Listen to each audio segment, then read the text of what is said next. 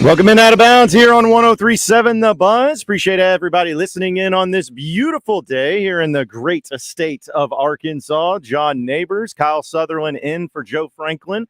So we broadcast live from the Hoggs Meat Market Studios with you today. And thank you as always for making us a part of your afternoon this afternoon. It is going to be such an easy Friday show here on Out of Bounds. And we want to hear from you as we are going to preview everything happening in the upcoming sports weekend. You can call or text at 501-661-1037. You can get after us in the Asher Record Live fan feedback. After me on Twitter at BuzzJohnNabors.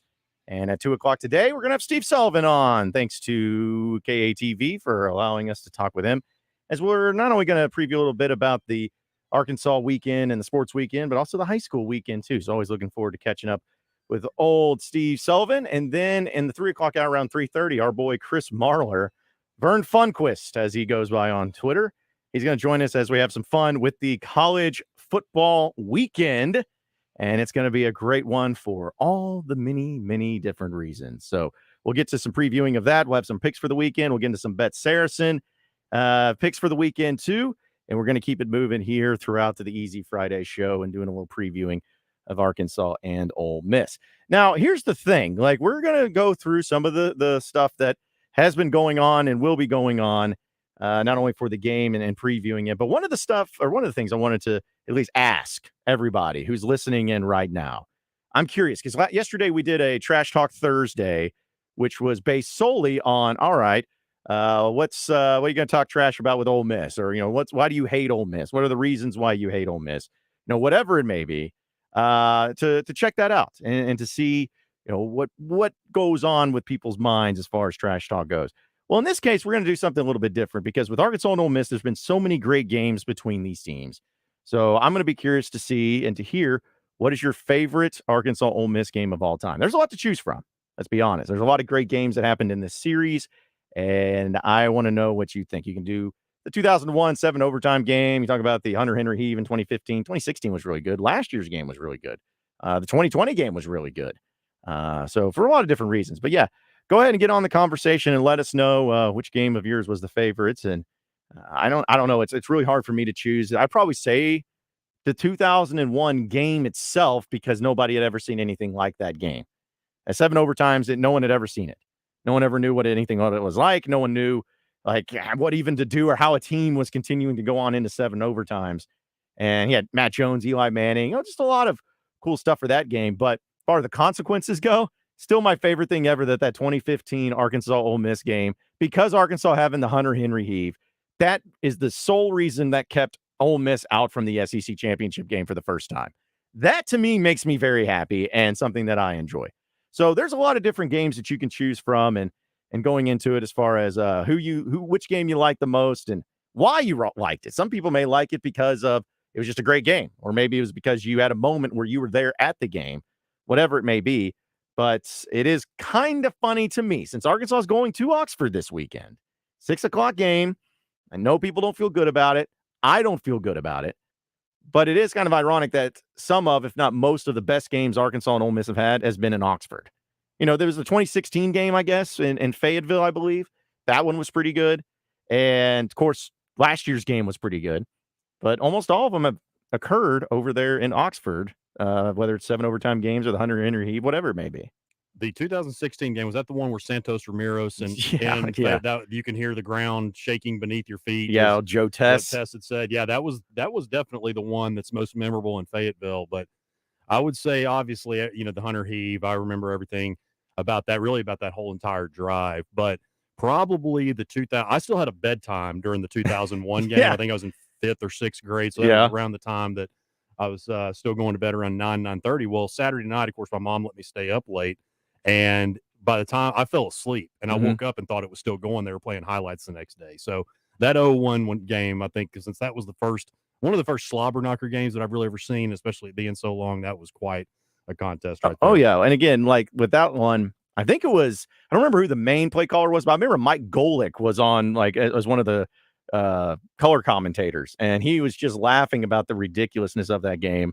And as crazy as that was, Kyle and everybody, as crazy as that game was, what's even crazier is that Arkansas had that game in 7 overtime. The next year goes on the road to Tennessee and has a 6 overtime game. And then the next year goes on the road against Kentucky and had 7 overtime game. Arkansas was doing 7 overtime games before it was cool. Before that A&M LSU game, which I still almost like chaps me that was the game when the NCAA was like, we need to change these rules. The overtime, like no one got hurt in that game. And not only that, but the amount of 7 overtime games that have happened there's 3 in the history of college football. 3-year span. Yes, like in a history of college football, that's it. There was no reason to change the overtime rules. I still will die on that hill that they shouldn't have changed the overtime rules.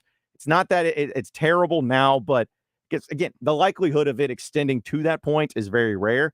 But that's what made them so great, is because of how rare it was. It was like, man, this is so much fun.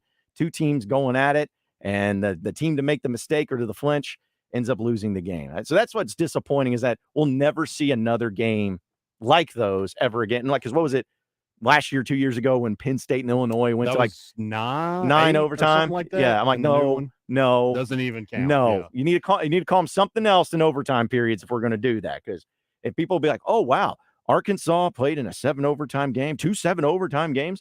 Wow, Penn State played in a 9 overtime game. Man, that must have been insane. No, it wasn't. It was like a 9 overtime period takes about as long as a 3 overtime period. 2-point conversions, basically. Yeah, but that's what is just a great microcosm of what this game is all about between Arkansas and Ole Miss.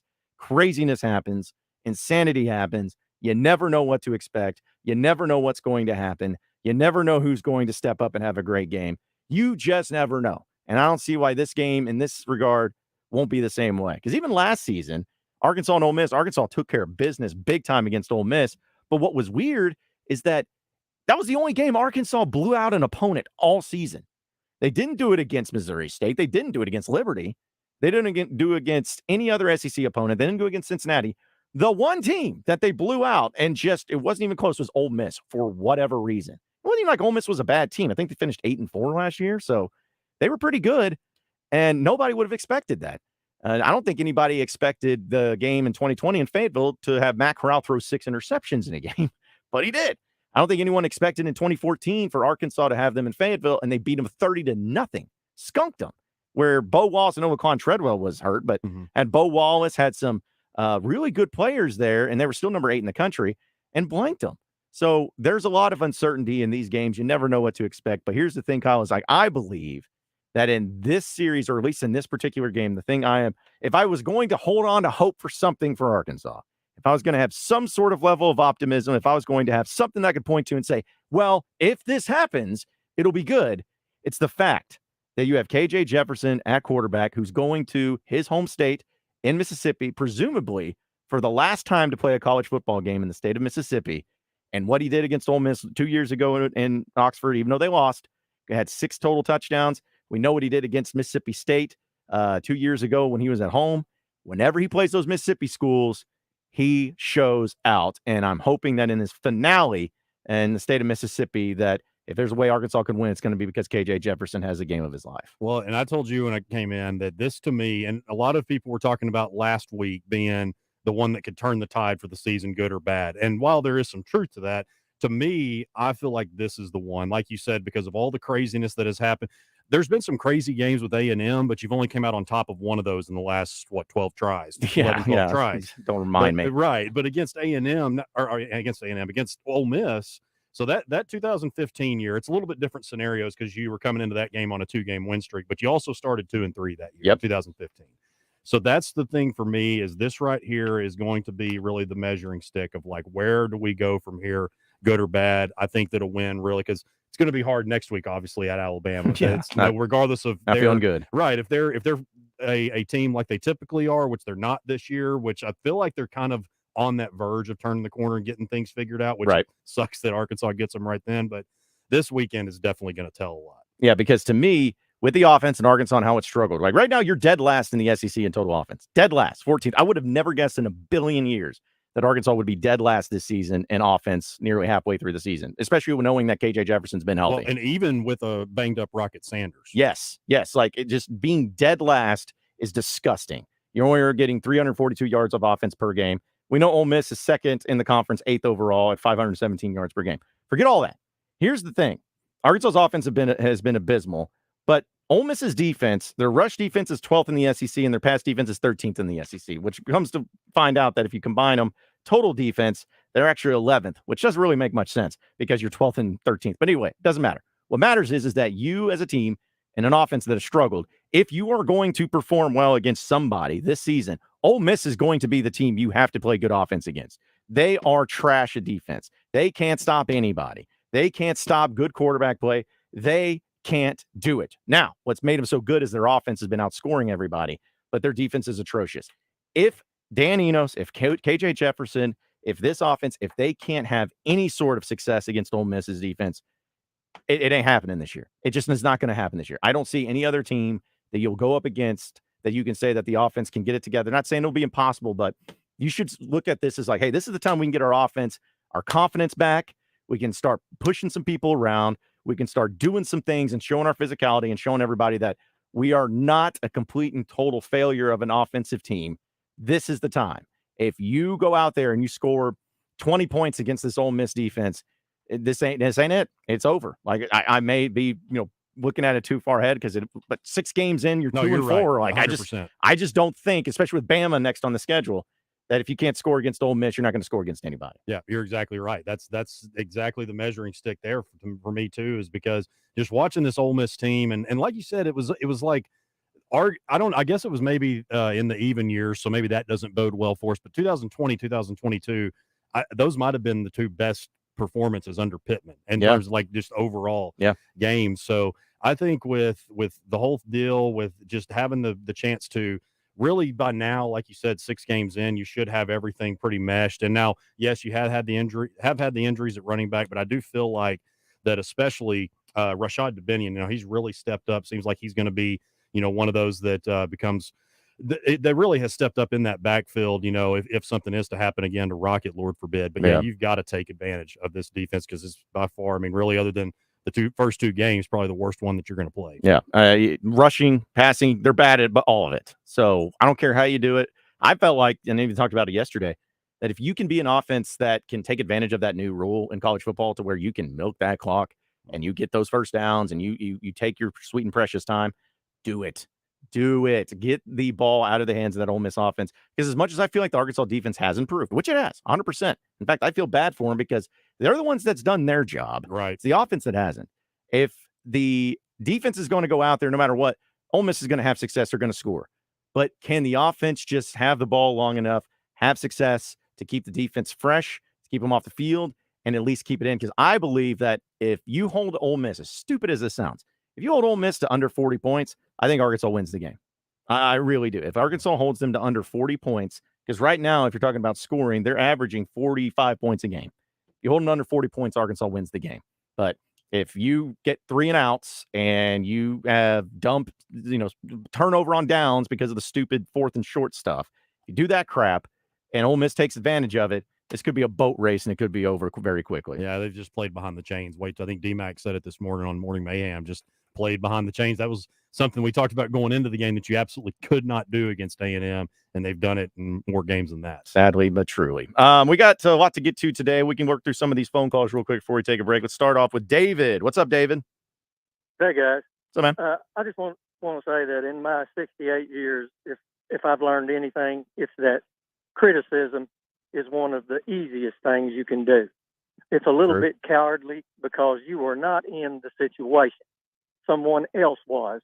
And Razorback fans have taken a lot of heat in the last 2 or 3 weeks because a lot of them have just been belligerent, and I understand that. A lot of people are belligerent at a lot of things they talk about. Mm-hmm. But I also understand where they're coming from, but some things shouldn't have been said, like personal attacks and things like that. There's no place for that. Mm-hmm. But if you'll give me just a second, in defense of some of these people, I want to tell you some things that former Razorback players have said on this station, because I'm a regular listener. About 3 weeks ago, Mr. Sterner, who we all dearly love, said, "I have not seen one blankety-blank thing," and Sterner, "that makes me think our defensive backs are any blankety-blank better than they have been in the last 5 years. They just got beat deep 3 times, and the only reason it wasn't 3 touchdowns is because they didn't have a quarterback who could get them the ball." And you know exactly which game he was talking about. And then Bruce James says, Well, what did we expect? Dan Enos has not been able to keep a job anywhere he's been, so what did we think we were getting? And I thought that was a little harsh. Dan Hampton said, listen, guys, he said, I have sat in on defensive game planning for the particular offense that we were going to face that day.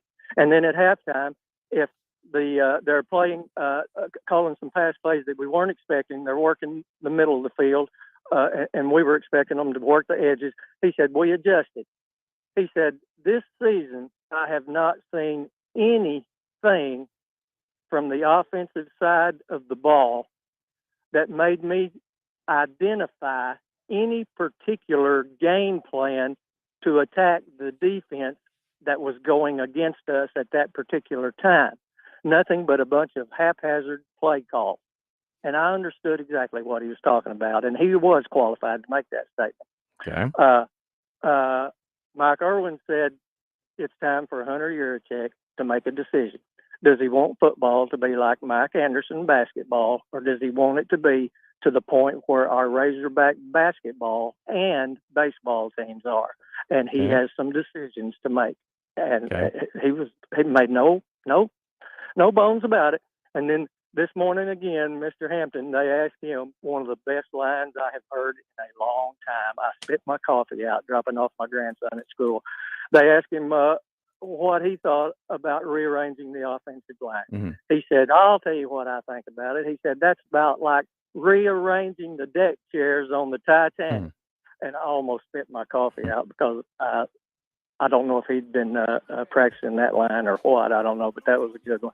But I'd just like to say this thing has fallen apart for Coach Pittman, and I hate it so bad because I really, really am fond of the guy. But this particular season has been one of the worst coaching jobs I have ever seen on the Razorback team. And I don't know if anybody could dispute that very much. The timeouts you wasted, the crazy fourth down calls, my goodness. Yeah. It's not been good. So all this blame is not on the player. No, I agree. Hey, David, appreciate the phone call, man. We do got to run, but yeah, I got a lot to say in response to you, but we're going to keep it moving here on an Easy Friday show. If you want in on the conversation, folks, 501-661-1037 is that number to call or text in. We're going to have some fun. We're going to have some great conversation, I am sure. And I'm sure everybody's going to be positive and happy and optimistic getting into the weekend because that's what you do as Razorback fans. But we will continue it on here on Out of Bounds on Easy Friday show, so stay with us. The next day you're so cold. One day you're here, one day you're there, one day you care. You're so unfair. Sipping from your cup till it runs over. Holy grail. I got tattoos on my body. Psycho this in my lobby. Registration is open for the 2023 1037 The Buzz Fall Golf Tournament Tuesday, October 10th at the Burns Park Golf Course, presented by Tito's Handmade Vodka.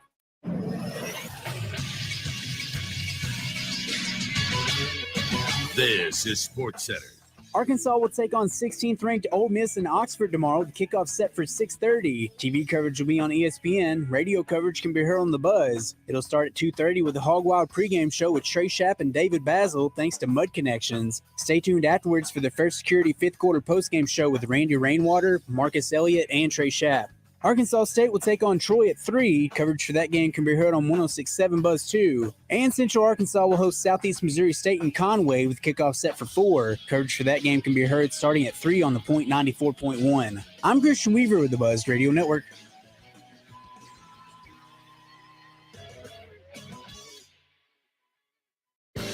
Edwards Food Giant presents Razorback Baseball color analyst and Drop Time Sports co-host Rick Schaefer every Tuesday morning on Morning Mayhem. Rick will share his special take on Razorback sports with the guys each week. Edwards Food Giant, the meat people, the only stop you'll ever have to make for your family's groceries.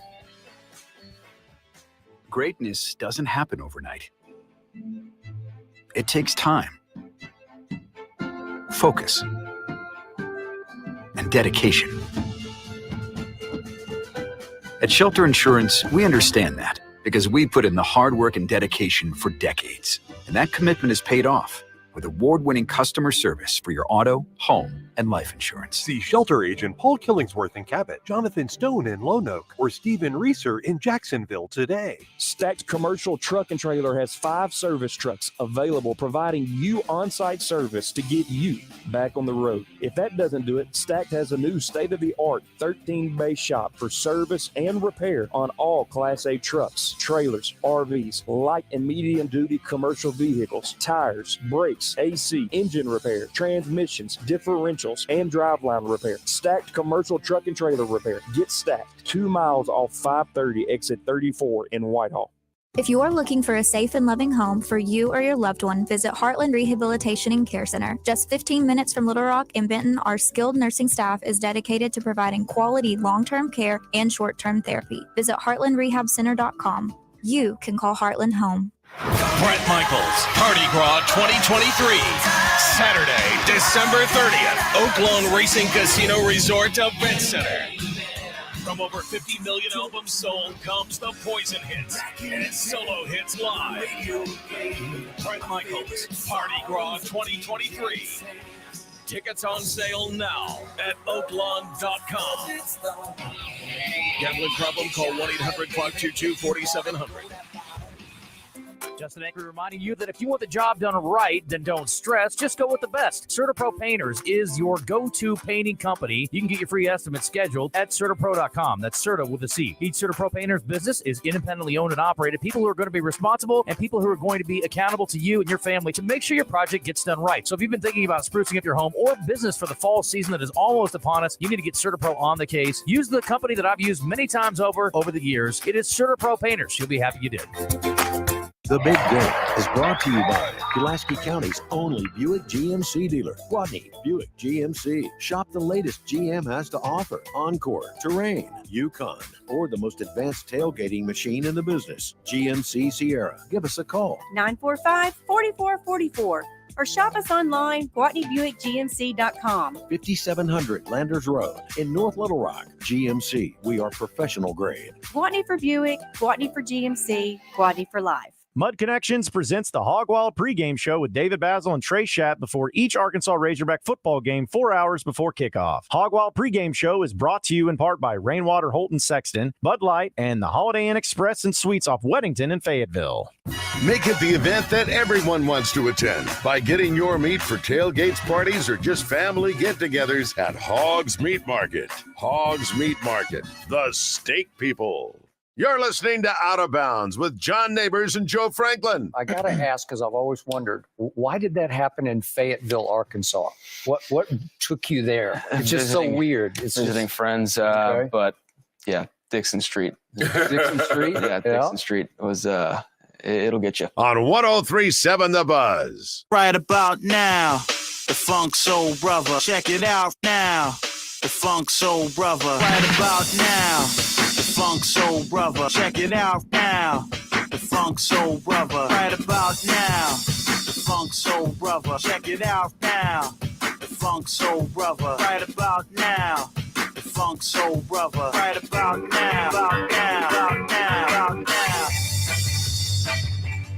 Out of Bounds here on an Easy Friday show. John Nabors, Kyle Sutherland, broadcasting live from the Hoggs Meat Market Studios. And we're going to continue to talk about Arkansas and Ole Miss. And I know we were up against it, but we had David call in. And one of the points that he brought up about Arkansas and about the Ole Miss offense and going up against Arkansas's defense and Arkansas's offense going up against the Ole Miss defense has just been, with Pittman itself. And Kyle, I know we were talking about this during the commercial break of, when he was brought in. And, I guess I don't remember. I don't want to put words in David's mouth, but I think he said that it's either not a failure. Well, did he say it was a failure or like? Well, I want to make sure I get it right. Out, of course, the previous Razorbacks and Arkansas media members that were saying various things about the team, and one of the ones that he pointed out was Hunter Yurachek mentioning that he's got to make a decision basically whether it wants to be Mike Anderson type basketball, all that. And basically what he's meaning is do we want to basically stay stagnant? I think and again, I don't want to put words in his mouth either, but I think that's what he was saying. Okay. And to me, it's like we're asking these questions a lot, and a lot of it is because it goes from 9 wins to 6 wins, and things are not going well this year. And I don't want to sound extremely soft in this, but what did we really expect Sam Pittman to do when he took over?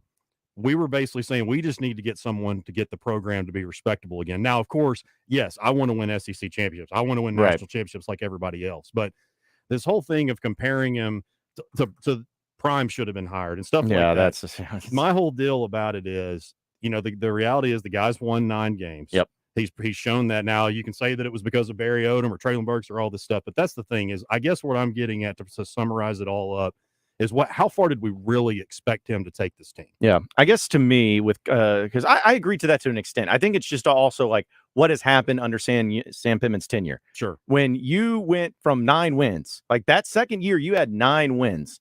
And I am not saying that, that's what Razorback fans expected from here on out.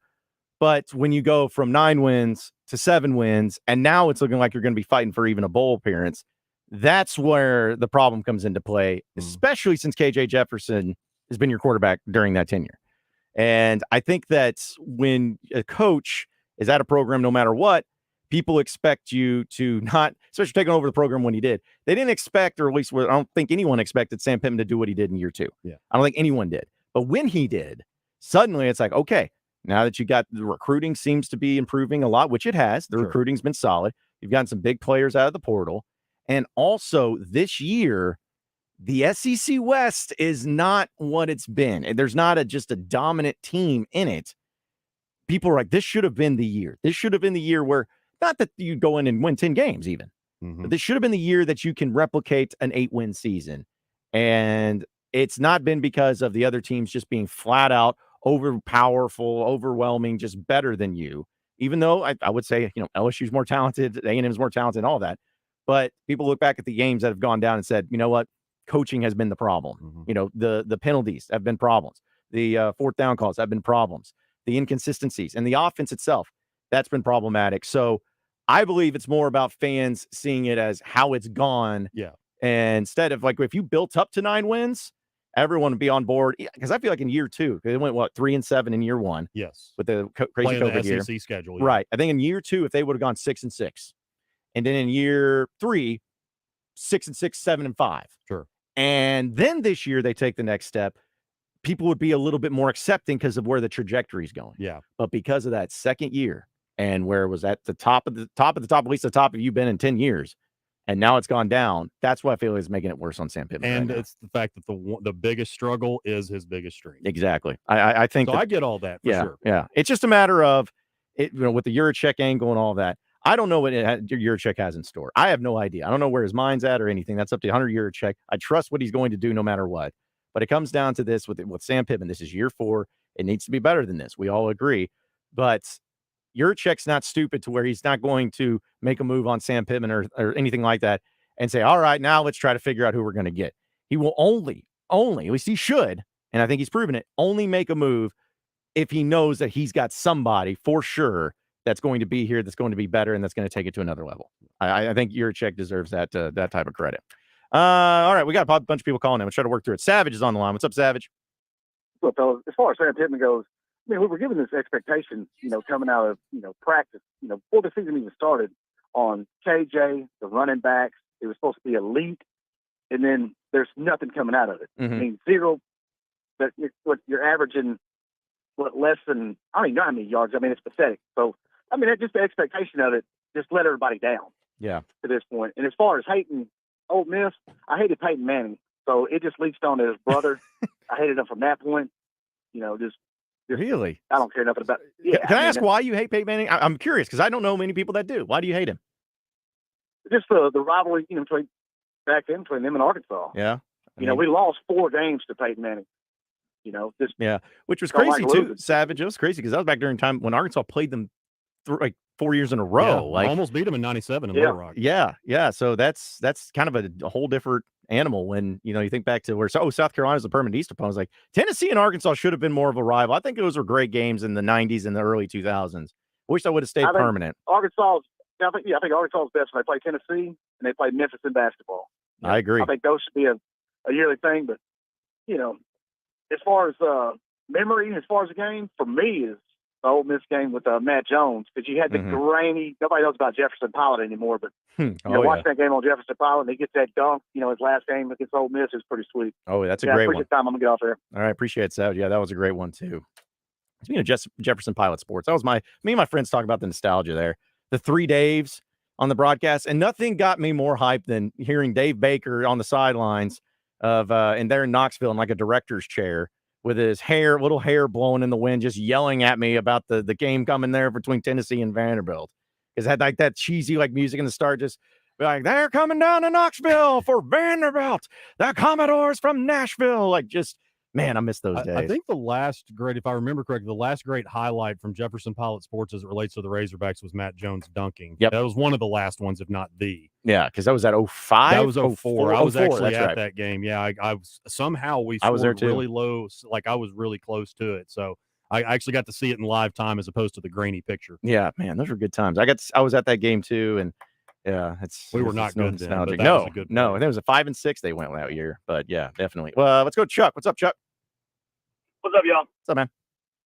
All right, calling about the Pittman thing. Yeah. I don't want to get rid of Pittman. I think Pittman's the right guy. Pittman, people want to come play for Pittman because he is a nice guy and he's a motivator and he's a good recruiter, and that's what Houston Nutt was. And if you think about Houston Nutt took over somebody else's players and they did great. But then when it was left up to Houston Nutt's play calling, we didn't really know what we had because after the Sterner years ended, well, then we started the Matt Jones year where the best plays he called were broken plays, and it was just Matt Jones making chicken salad out of chicken whatever.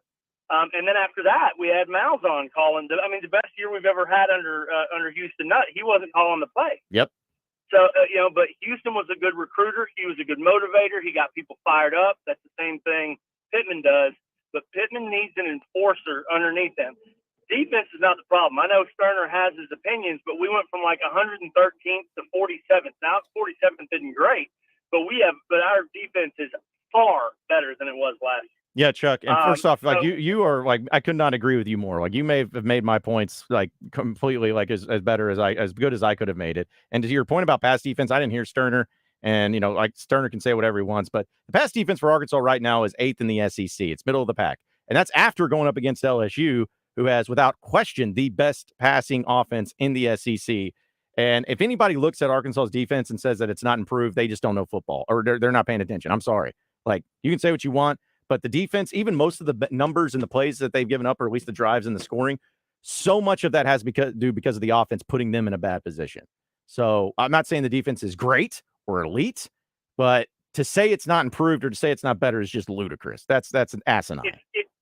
It's good enough to keep us in games in the SEC West, which is amazing. Exactly. Now, what I will say, and Coach Kelly made a really good point, is that every team is going to have deficiencies at some point. Sometimes you don't have the running game you expect to have, so you have to do flare passes and stuff like that to kind of artificially create a running game. Sometimes you don't have the offensive line you thought you were going to have, so you have to call your plays based on what are your strengths, what are your weaknesses, what do you need to do to put your good players in the best position to win? And Coach Kelly's sitting there talking about it like off the hip, like, yeah, you go, 2 on each side, and you misdirection and shorter pass plays, no more 5 and 7 step drops. The ball needs to come out quick. And he's like talking about it like it's like everyone in the world should know it. Yeah. And it did make a lot of sense. But Dan Enos, it's like he's sticking to his guns, thinking he's going to create this drop back passer Dan Enos is the problem. And, and I don't necessarily think that his short tenure at places is necessarily the mark of a bad guy. He does keep getting hired. Right. So I think given the right circumstances, he can be successful. Yeah. But he is not driving this place far correctly. Yeah. No, I agree, Chuck, and a great call. Appreciate you calling in. Could not agree more. That's the problem. I talked about it yesterday too with Dan Enos. I was hyped about Dan Enos coming in. We had Austin Allen, who played under Dan Enos, come on the show the next day and say how excited he was because of Enos and the way he helped in developing quarterbacks. He's like, he did so many things to my game and to my brother's game with Brandon. He's like, he loved the man. And I was all in. And I'm not saying Austin Allen was wrong, but then I go back and I start thinking about it. You know what? I was like, I think and this is me, not speaking for everybody. My whole thing was, I'm like, I was excited about the development that he could give KJ Jefferson as a quarterback because that's what he has done. That's what he does do. But because of that, I may have overlooked the play calling, overlooked the decision making. You also didn't know that they were going to give up 7 sacks and 15 Yeah. tackles for loss in a game. Yeah. So it's like, I was hyped about him, and I still think there's some merit to him. But seeing what we've seen so far, it's not been good. And I'll take responsibility for it. I was hyped about his development of what he could do for KJ, but that was under the assumption that the offense would at least be able to, as an offense coordinator, is for you to go out there and see what you got in your strengths and then develop an offense around that. And for whatever reason, it hasn't done that. And people bring up 2015 because I brought up 2015 when that offense was incredible. As I've said before, and I'll say it again, the reason that offense worked under Dan Enos, I feel like more so than anything, is because not only did you have Brandon Allen, you had Alex Collins, you had some good wide receivers, Hunter Henry, all of that. But what did you have that this year's team does not have at all? Great offensive line. You had 3 bona fide NFL players on an offensive line with Dan Skipper, Frank Ragnow, Denver Kirkland, Sebastian Tretola. Like, you had 4 all-SEC caliber offensive linemen. Even Mitch Smothers, the center, was really good. That's what was able to help you overcome that. There is not anybody, and I'm not hating on anyone on the offensive line. I'm just being real. They don't have anybody that's close to that talent right now. And I think that covered up a lot. Real quick before we take a commercial break, let's get Brent in Stuttgart. What's up, Brent? You wouldn't know you'd give me the last 2 minutes, John, because I was wanting to give a big shout out to a coaches in the mouth alum, Kyle Sutherland there. But I'm going to just tell you, I went to my therapist Tuesday, and I got on the couch, and he said, let it all out. And I just let it out. I said, you don't want it all out. He said, oh, yeah, I do. And I was feeling better about this game tomorrow. But as I get into the week, I feel worse and worse about it. And what concerns me the most is that we got an offensive coordinator that's answering emails. Come on, Dan, have a thicker skin.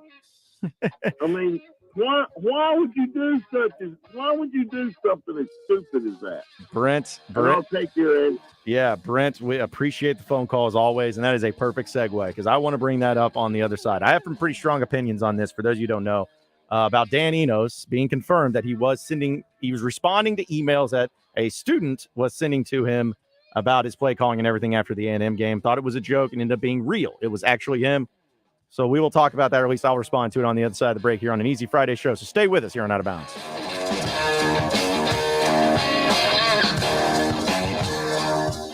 I'll stand up next to a mountain and I'll chop it down with the edge of my hand.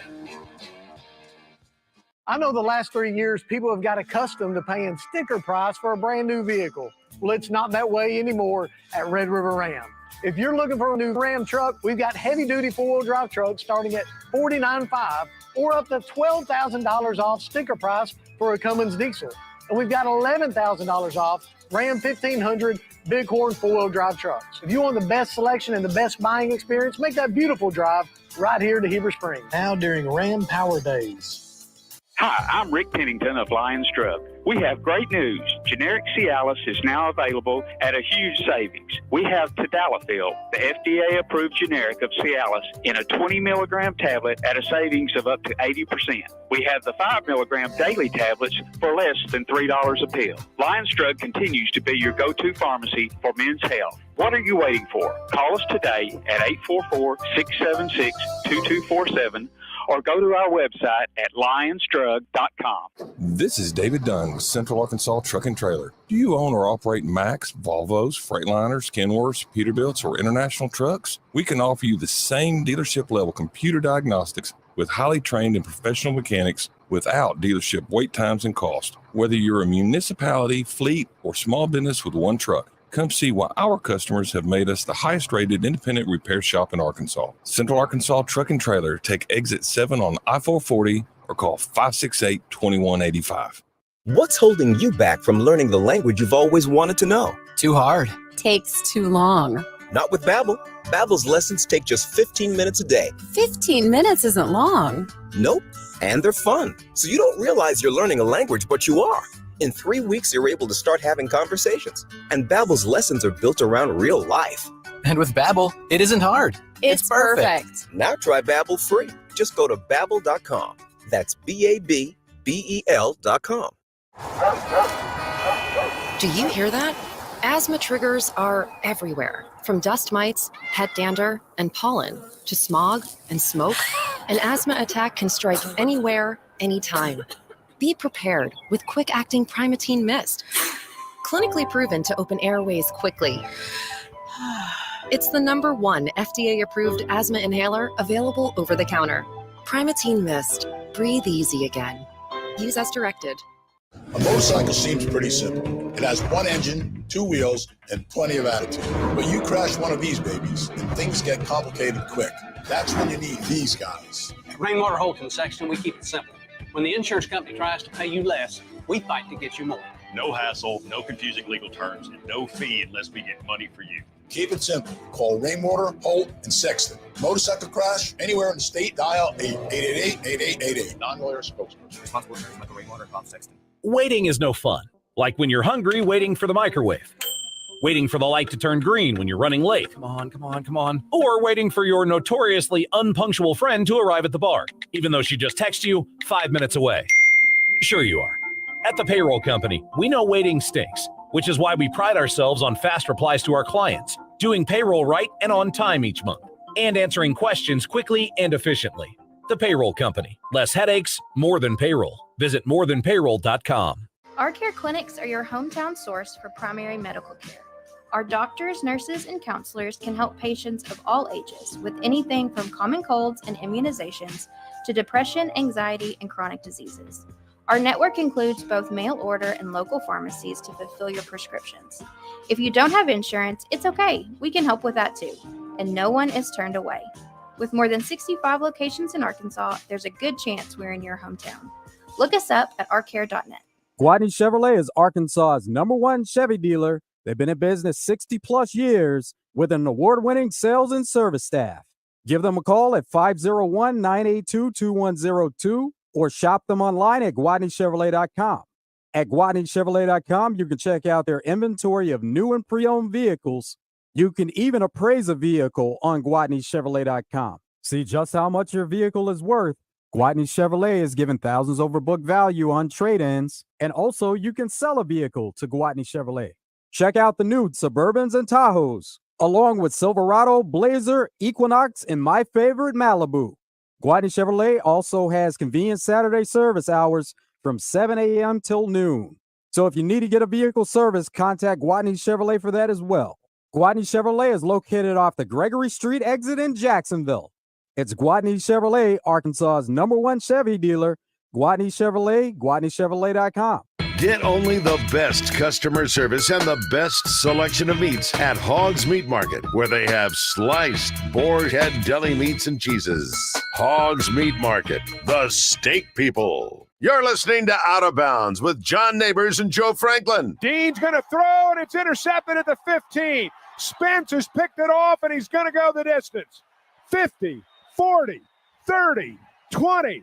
Brad Spence to the house. An interception return for a score, 85 yards in his first game as a Razorback. How about that? On 103.7 The Buzz.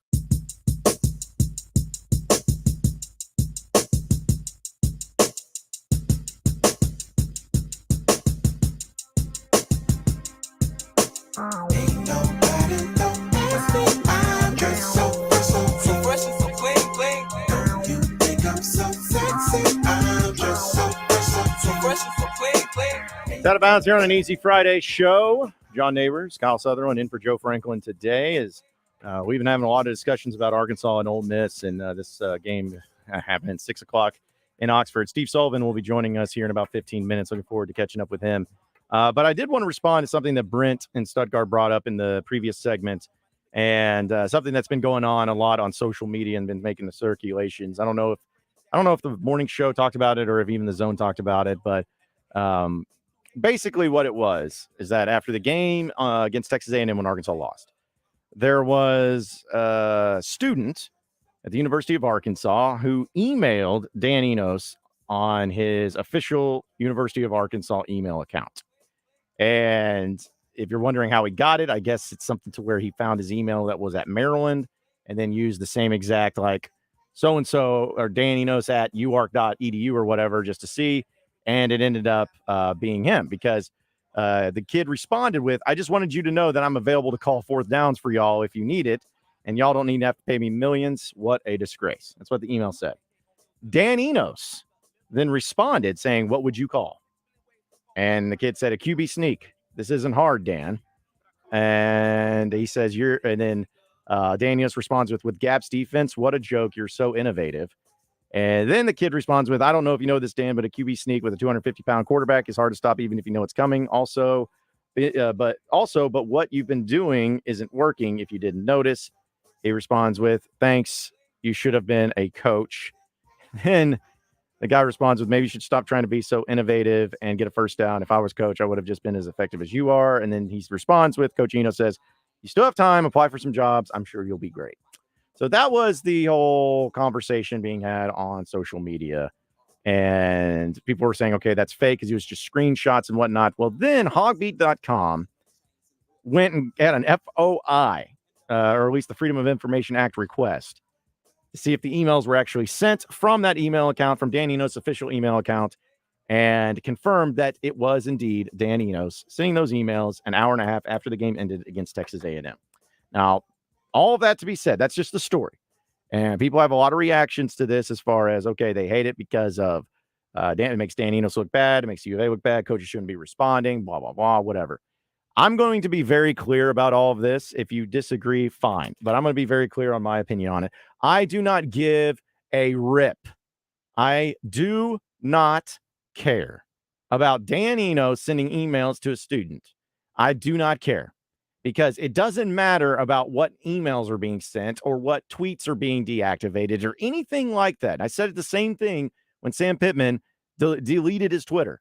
I don't care because that has nothing to do with the success or the failures of the football program. Wins and losses have to do with that. And here's the thing. If Arkansas was 4-1 and their one loss was against A&M, and this kid sent that same email over to Dan Enos and Dan Enos responded and sent the screenshots and everything, almost all of you would either not care or be on Dan Enos' side and saying, yeah, this kid needs to shut up, whatever. But because Arkansas is losing, now you try to spin it into a major problem and the program's in shambles and all this stuff. No. What it is that Arkansas is losing and you want to be mad about something. Fans do this all the time. I've been guilty of this. When things are going wrong, when you start losing games in different ways and things become frustrating for all of us, we start to grab anything we possibly can to try to make it even worse on ourselves or on the program for change. That's what so many people try to do, and that's what's happening here with Dan Enos. I think it was wrong for the student to do something like that because I think it's dumb. I think it's dumb when you at players or at coaches on Twitter. If you got frustrations, vent them, but don't directly tag them in it. It's the same thing with emails. Don't email the coach. That's dumb. That's not a good move. I don't like it. You wouldn't like it if anybody emailed you about how much they hate you and how much you suck at your job and how much you're a disgrace at your job. Even if you're going through a tough time, if you're struggling, you won't want to see that. I wouldn't want to see that. All right. But to send this email, and then when Dan Enos responds to those emails, you come out and you're saying like, oh, Dan Enos, he's terrible for this. No, he's not. I am actually on Dan Enos' side on this stuff. Now, if he's lashing out at the fans for whatever reason on social media and in a public forum, no. But if someone's sending me a personal email, calling me a disgrace, and especially after a game, and especially when I want to win and all that, like I probably would respond too. And if I didn't respond, I don't have anybody having an issue with responding. I just think it's so absurd that this is the stuff that gets thrown out there with headlines and whatnot. It's the same absurdity that was happening when Houston Nutt was around. Like, if you have an issue with Sam Pittman or Dan Enos, whatever, fine. Call into this show. Text into this show. Email this show if you would like to. We can do that. We can have some fun with that. But when you're actually doing it to a coach directly, it's embarrassing. You have embarrassed yourself, and it has no bearing on what's going on with the University of Arkansas. I have zero problem with Dan Enos. Even if I've been saying Dan Enos has been struggling, he's not been doing a good job right now. We all know that. We all see that. But on this particular thing, I'm on Team Enos. Like, you can't have it both ways. You can't have it where Sam Pittman deletes his Twitter and you call him soft and terrible because you deleted your Twitter. But then when a coach actually responds to the criticisms gets thrown his way, oh, it's just, you can't do that. This is a bad look. You can't have it both ways. But at the end of the day, none of this matters. Wins and losses. That's the only thing I care about coaches. Are you winning or are you losing? Is your offense good or is your offense bad? Is your defense good? Is your defense bad? Is your recruiting good? Is your recruiting bad? Those are the things that I'll base my opinions and my critiques on coaches. I do not care if they respond to emails. This is just the dumbest thing I've seen in a while. And trust me, we've seen some dumb stuff happen at Arkansas, but that's the end. That's my rant on that. I know that people have their own thoughts on it, but I just think it's way overblown. It's so dumb, and it doesn't need to be a story at all. And whatsoever. It was almost like just the whole thing was pretty comical to me, but it's not like there were any. I mean, I guess you could say there were insults thrown, depending on what you define as it. But it was mostly just him, Enos, responding in somewhat of a joking manner, just like to try to get, it wasn't anything that was like hostile per se. No, he was just kind of laughing at him. Like, I think he was looking at the absurdity that a kid is emailing him about how bad he is at his job. We don't even 100% know that it was him personally. Yes, it was his email, but we don't even know that it was him personally responding to that. It could have, been one of his kids. And again, I'm not saying it was anybody else, but we don't know that it was him. Yeah, my thing is I don't care. I do not care. Wins and losses is the only thing I care about when it comes to my coaches, not who they're emailing and when they get criticism thrown their way. Either way, we're up against it. We got to take a break. When we come back, Steve Sullivan will join us. We'll keep it moving here on the Easy Friday show on Out of Bounds. So stay with us.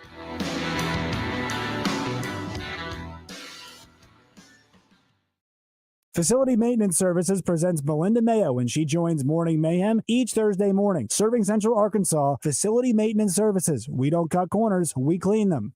This year, we considered hiring an ad agency to help with our marketing. They pitched impressive visuals and a script that was inspiring.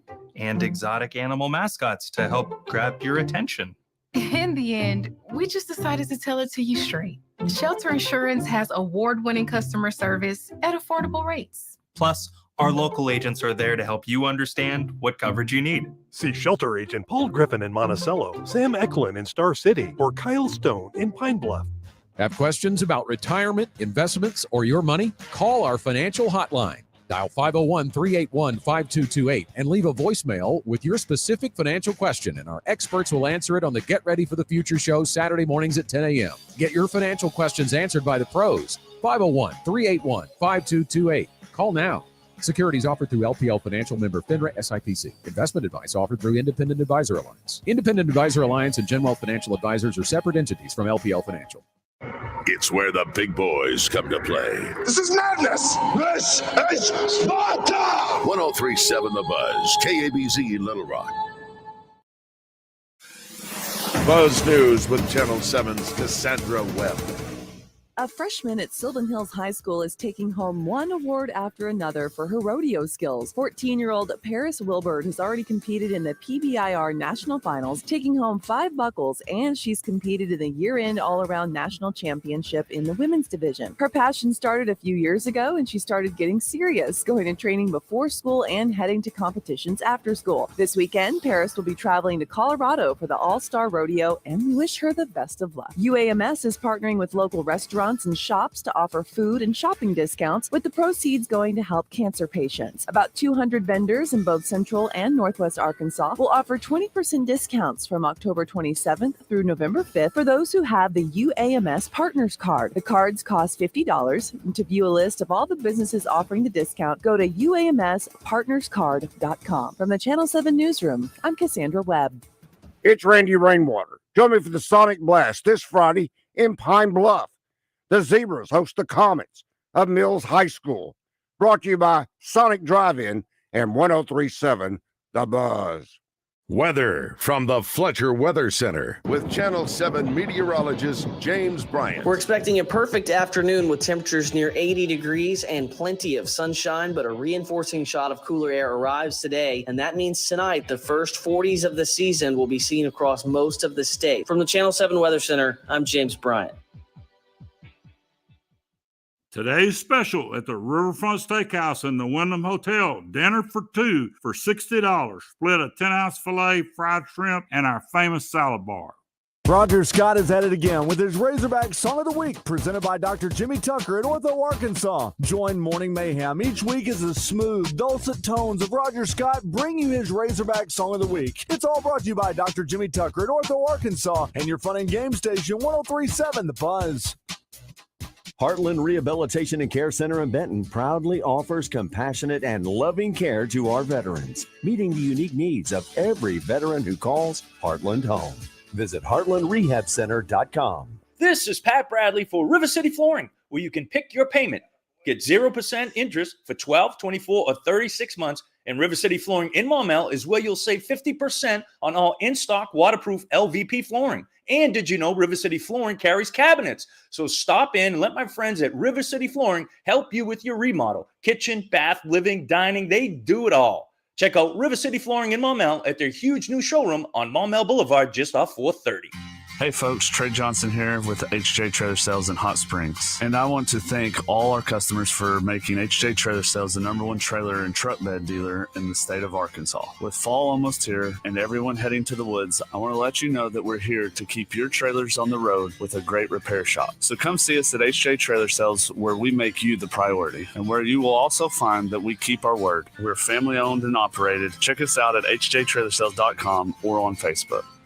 Need a new ride for the big game or a new tailgate to party on? Get in the game at Gwatney Chevrolet in Jacksonville and score every time. Hundreds of vehicles to choose from test drive to touchdown. Gwatney Chevrolet is in it to win your business. Gwatney Chevrolet, 1301 TP White in Jacksonville, Arkansas's #1 Chevy dealer. Call us at 982-2102 or visit GwatneyChevrolet.com. Chevrolet, find new roads. Ortho Arkansas presents the High School Scoreboard Show with Randy Rainwater, Kevin Bohannon, and Barry Grooms every Friday night at 10, only on 103.7 The Buzz. Brought to you in part by First Security Bank. An ESPN Radio Extra Point with Joe Fortenbaugh. The Giants did a very poor job of evaluating themselves from last season to this season because they thought they were good. They were not. Last year was the byproduct of an easy schedule and a lot of coin flips going your way. Well, this year, you're not even in coin flip situations. You're just getting rolled because your team isn't that good. And now the frustrations are starting to boil over. You know, it's one thing when you're losing some tight games. You find yourself 2-2. You're Pittsburgh, maybe 2 bad losses, but 2 wins. Or you're the Falcons. You're involved in a lot of close games. The Giants got waxed by 40 against Dallas. They got waxed by 18 against the Niners. They just got waxed by 21 at home, prime time against the Seahawks. And you had a miracle comeback to get by the Cardinals. So those frustrations are boiling over. Evan Neal speaking on it. He's young. He's ignorant with what he said. He's apologized. I'm not going to read too much into it. How do you bond with someone you have nothing in common with? Answer, fantasy football. How do you reconnect with old friends? Answer, fantasy football. How do you spice up small talk? How do you overcome awkward situations? How do you prove to your peers that you're a smart, capable, devastatingly good-looking force to be reckoned with, and nothing they can do or say will ever change that? Answer, ESPN Fantasy Football. Play the #1 fantasy game. Sign up at ESPN.com/fantasyfootball. Insights provided by IBM Watson. As a roofer, I don't have time to fail. Homeowners rely on me, so I rely on Beacon. Beacon's unique network of branches work together to get me what I need when I need it. Every branch working together. And with the Beacon Pro Plus app, I've got the brands I depend on, like Certainty Landmark Pro, right at my fingertips. And now through November, purchase Certainty with Beacon Pro Plus, web or app, and earn up to $750. Beacon, always building. Live from the Hoggs Meat Market Studios, this is Out of Bounds. We're looking forward to going to Ole Miss.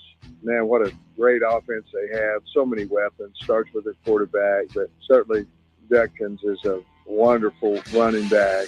And they have 2 of them, actually, and defense is playing so much better this year. Just a huge challenge for us. Great wideouts, tight ends, O-line's good. Huge challenge for us. We're really looking forward to going over to Oxford and playing. With John Nabors. Every time you put a mic in my face, I'm going to say Arkansas. And Joe Franklin. We won't go in the shell. We're going to go in attack mode because that's what's required. On 103.7 The Buzz.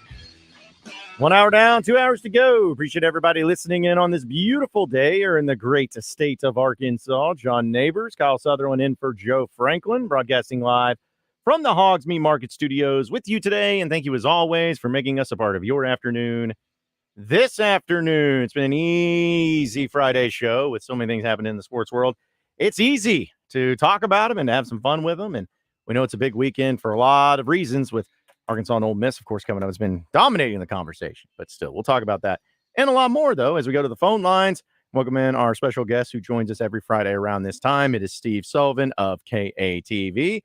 And Sully, as always, appreciate you joining us. How you doing this afternoon? Hey, very well. Spectacular weekend for football, so looking forward to getting it rolling, my friend. Oh, man, I'm telling you, when October hits and the weather's feeling like it is, Sully, it just feels so right in the world when you got high school, college, NFL, football, all in the same weekend, and all of it being in the pivotal parts of finding out who's actually good and who's going to be missing out on postseason.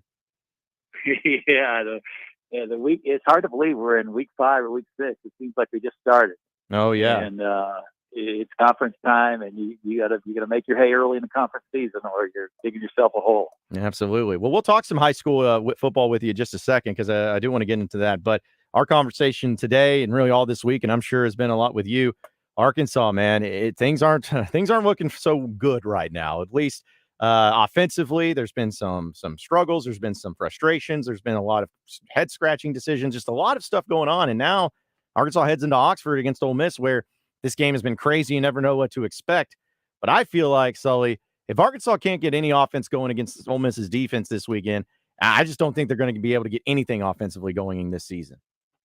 Well, it's a copycat league, and you've got to believe that Ole Miss is just going to put all kinds of pressure on Arkansas to they do something to say you can't do it anymore. You know, they saw A&M get incredible pressure. They did a lot with full, but they brought extra people at times, and I think Ole Miss is just going to load up and go after KJ and make Arkansas, say you can't blitz anymore. Get some blitz beaters. Catch a guy in a slant, he runs 70 yards. But I think they're just gonna go after him, and it'll be interesting to see the tact they take. But I would say with the success A&M had with bringing extra people and just going after KJ, they did as good a job as anyone has done at almost building a box around him. He scored it out the first series, but other than that, he hardly had any room to run. And I just believe KJ, like a lot of quarterbacks who, depend on the running game to get their, mojo going, that he needs to run well if he's going to have a good overall game. And that hasn't happened either. Well, I guess maybe the saving grace, or maybe something I look at, Sully, as to some silver linings, is that KJ Jefferson, when he goes and plays those Mississippi schools, it seems like there's always a little bit more pep in his step. We know what happened 2 years ago in Oxford, where Arkansas did lose the game, but goodness, was that just an absolute stellar performance by KJ. So to me, is that kind of the thing that Arkansas, if they're going to win this game or have a chance in it, they got to have that type of performance out of KJ? I think they're two highly motivated teams. Obviously KJ going home, Bruce James is from Moss Point, Mississippi, and he talked about just what it meant to him to go back to Oxford and play a game. And, on the flip side, though, we got all kinds of motivation. I mean, we've lost 3 in a row. We're desperate. We are really desperate. And then you got the KJ thing. But on the other side, he's beating that drum this week. They had you down 42-7 at the half, and he has not played well. This is against Arkansas, Kiffin's team. I mean, this is one team the Razorbacks have really had their number. And outside of throwing a 2-point conversion, he's 3-0 against Kiffin. And I bet you he's pounding that 42-7 that they just ran all over you. So I think you can have two very highly motivated teams. And as we've seen in past years in this rivalry, it's been fun looking back at the Henry Heave. And this is another one where anything can happen in this rivalry. Yeah, so, and I know that with this particular game, too, both teams, have had their successes, and Ole Miss coming off that big win against LSU. Arkansas's defense has improved. I know that some people look at the scoring and everything, but you could chalk it up to a lot of times the offense putting in a bad position. How do you feel like the matchup is against Arkansas, with Arkansas's defense against Ole Miss's offense? Ole Miss is going to score, but can the Arkansas defense be good enough in this game to at least give their team a shot? Yeah, I love the fact that defense scores. And, if you win the big plays, you don't have to play necessarily great down to down, but just make the big down stop and get a field goal instead of a touchdown. Like that interception for the return for touchdown by Newton just changed the whole game last week. Mm-hmm. We were out of the game. I felt like, it was all momentum A&M. They had the ball. They were about to stretch it out, and bang, all of a sudden you're back in the game. And, that's the sad thing is the defense played well enough for Arkansas to win last week, and the offense let them down. And it's just a hard game to figure. You figure our defense would be a pretty good matchup for Ole Miss, but they're going to go fast and probably present something that we haven't faced as far as organization and going fast. And they got one really, really good receiver, and they're great after the catch. And it'll be interesting. We can't give up like that. Get gouged for a 50-yard run or the big plays. The big plays just kill you. And we got to get a few chunk plays. So, but it's a critical game. I mean, Sam Pittman's taking a beating. I've never seen a coach go from, in a space of like 2 or 3 weeks, from going maybe very popular heading, into this stretch before BYU, to people that have just moved on from him, saying, he got us to this point, but he's not going to get us any further. and it's happened that quickly. And I think it's a function of, we're losing games with penalties, and those 4th and 1 just are so glaring that we've had problems with. And this is a huge game for Sam Pittman, because I've learned in the history of Arkansas, if you lose a fan, the only way you get him back is by winning in a ridiculous way. And that was Houston Nutt. Fans would get down on him, then he'd go to the SEC championship game. They get down on him again, then he'd go to another SEC championship game. But you have to win like that to get the fans back, not just 1 week. I mean, you got to string a couple together. Well, I also saw on your Twitter, Sully, that you apparently had a nightmare about this Ole Miss game. Do you think that there's anything to that? I've never had that too. I had back-to-back nights. The first night was it's a dream. You figure we stumbled at midfield and the ball bounded all the way to the 1 yard line and went out of bounds. And but it was their ball, and somehow it was their ball. And then the second night, it was that you could buy protection for KJ. The couple just bought like a protection for the first quarter, and that's when our dream ended. So that's it. It's heavy on your mind when back-to-back nights you're having a specific team dream. Yeah, it's bad. And in fact, you said, was it fumbling at the 50 and then going out of bounds at the 1 or going backwards or whatever? Yeah, to me, that's that sounds like a nightmare or a dream. But knowing this Arkansas Ole Miss series, it probably something like that I could totally see happening in this game. Yeah, it's going to be fun. I mean, and we're still at the point here where, regardless of the fact they're 11.5-point underdog, you're thinking there's a chance here. If we start well. I think we got to start well in this one, because we are definitely doubting ourselves offensively. Yeah. And we don't need any more creeping in that maybe we're not a great offense. And especially those offensive linemen, if indeed they play Kudus at center, they need to have a good start and feel good about themselves. Well, Sully, before we let you get out of here, man, just what's on the docket for tonight in high school football for you? Well, Mills and Pine Bluff is a huge game, and our tailgate's going to Hot Springs. And Hot Springs hasn't had sustained success in probably 30, 35 years. But they've got a coach, Darryl Burnett, now. They won 7 games last year. They are 4-1 this year, and it's a great time to visit Hot Springs because, a great coach can make a big difference in a program, and he apparently was the right guy at the right time, but he sparked kind of resurgence for Hot Springs. Well, it should be a great one. Sully, as always, we appreciate you joining us and enjoy the football weekend and the nice weather, man. And we look forward to catching up with you next Friday. John. Thank you, buddy. All right, appreciate it. Again, that was Steve Sullivan of KATV joining us here on Out of Bounds, just like he does each and every Friday.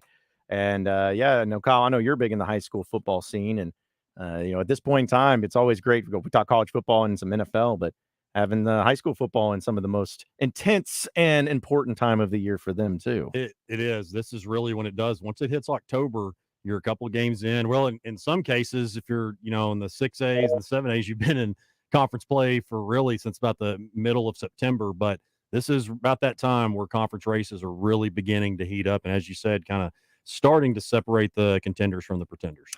501-661-1037 is the number to call or text in. We have a lot of people on the Southern Structural Solutions text line. Try to work through some of these as we've had a lot of good conversations so far this year. This comes from Logan and Cersei. Says, whoa, what an intro. Is this even the same show? We like to mix it up every so often, let loose a little bit from time to time. Uncle Jesse in Benton says, if we beat Alabama, does it save Sam Pittman's job? 100% yes. Absolutely. Not even close. In fact, Arkansas's got, let's say this, assuming they beat FIU, if Arkansas goes 4-8 this season and the one SEC win is against Alabama, 100% saves his job, because it's that type of game and that type of win that could really get people to say, all right, well, let's see where this goes. It's Let's see been where 20 years since they've beaten Alabama. I think this is the 20-year anniversary since they won in Tuscaloosa. In Tuscaloosa, They beat them in 06 in Fayetteville, but in Tuscaloosa when they won in overtime. You know what's the worst part about that is that Arkansas last beat Bama in 06. We all know that. There are kids that are freshmen at the University of Arkansas right now that weren't even alive the last time Arkansas beat Alabama. That sucks. That sucks. And you've only been close 2-3 times? I think 3 times it's been a one-possession game. 21. And the other one was, I guess we count the first year with Nick Saban being there, because I think Arkansas lost 41-38 or something like that.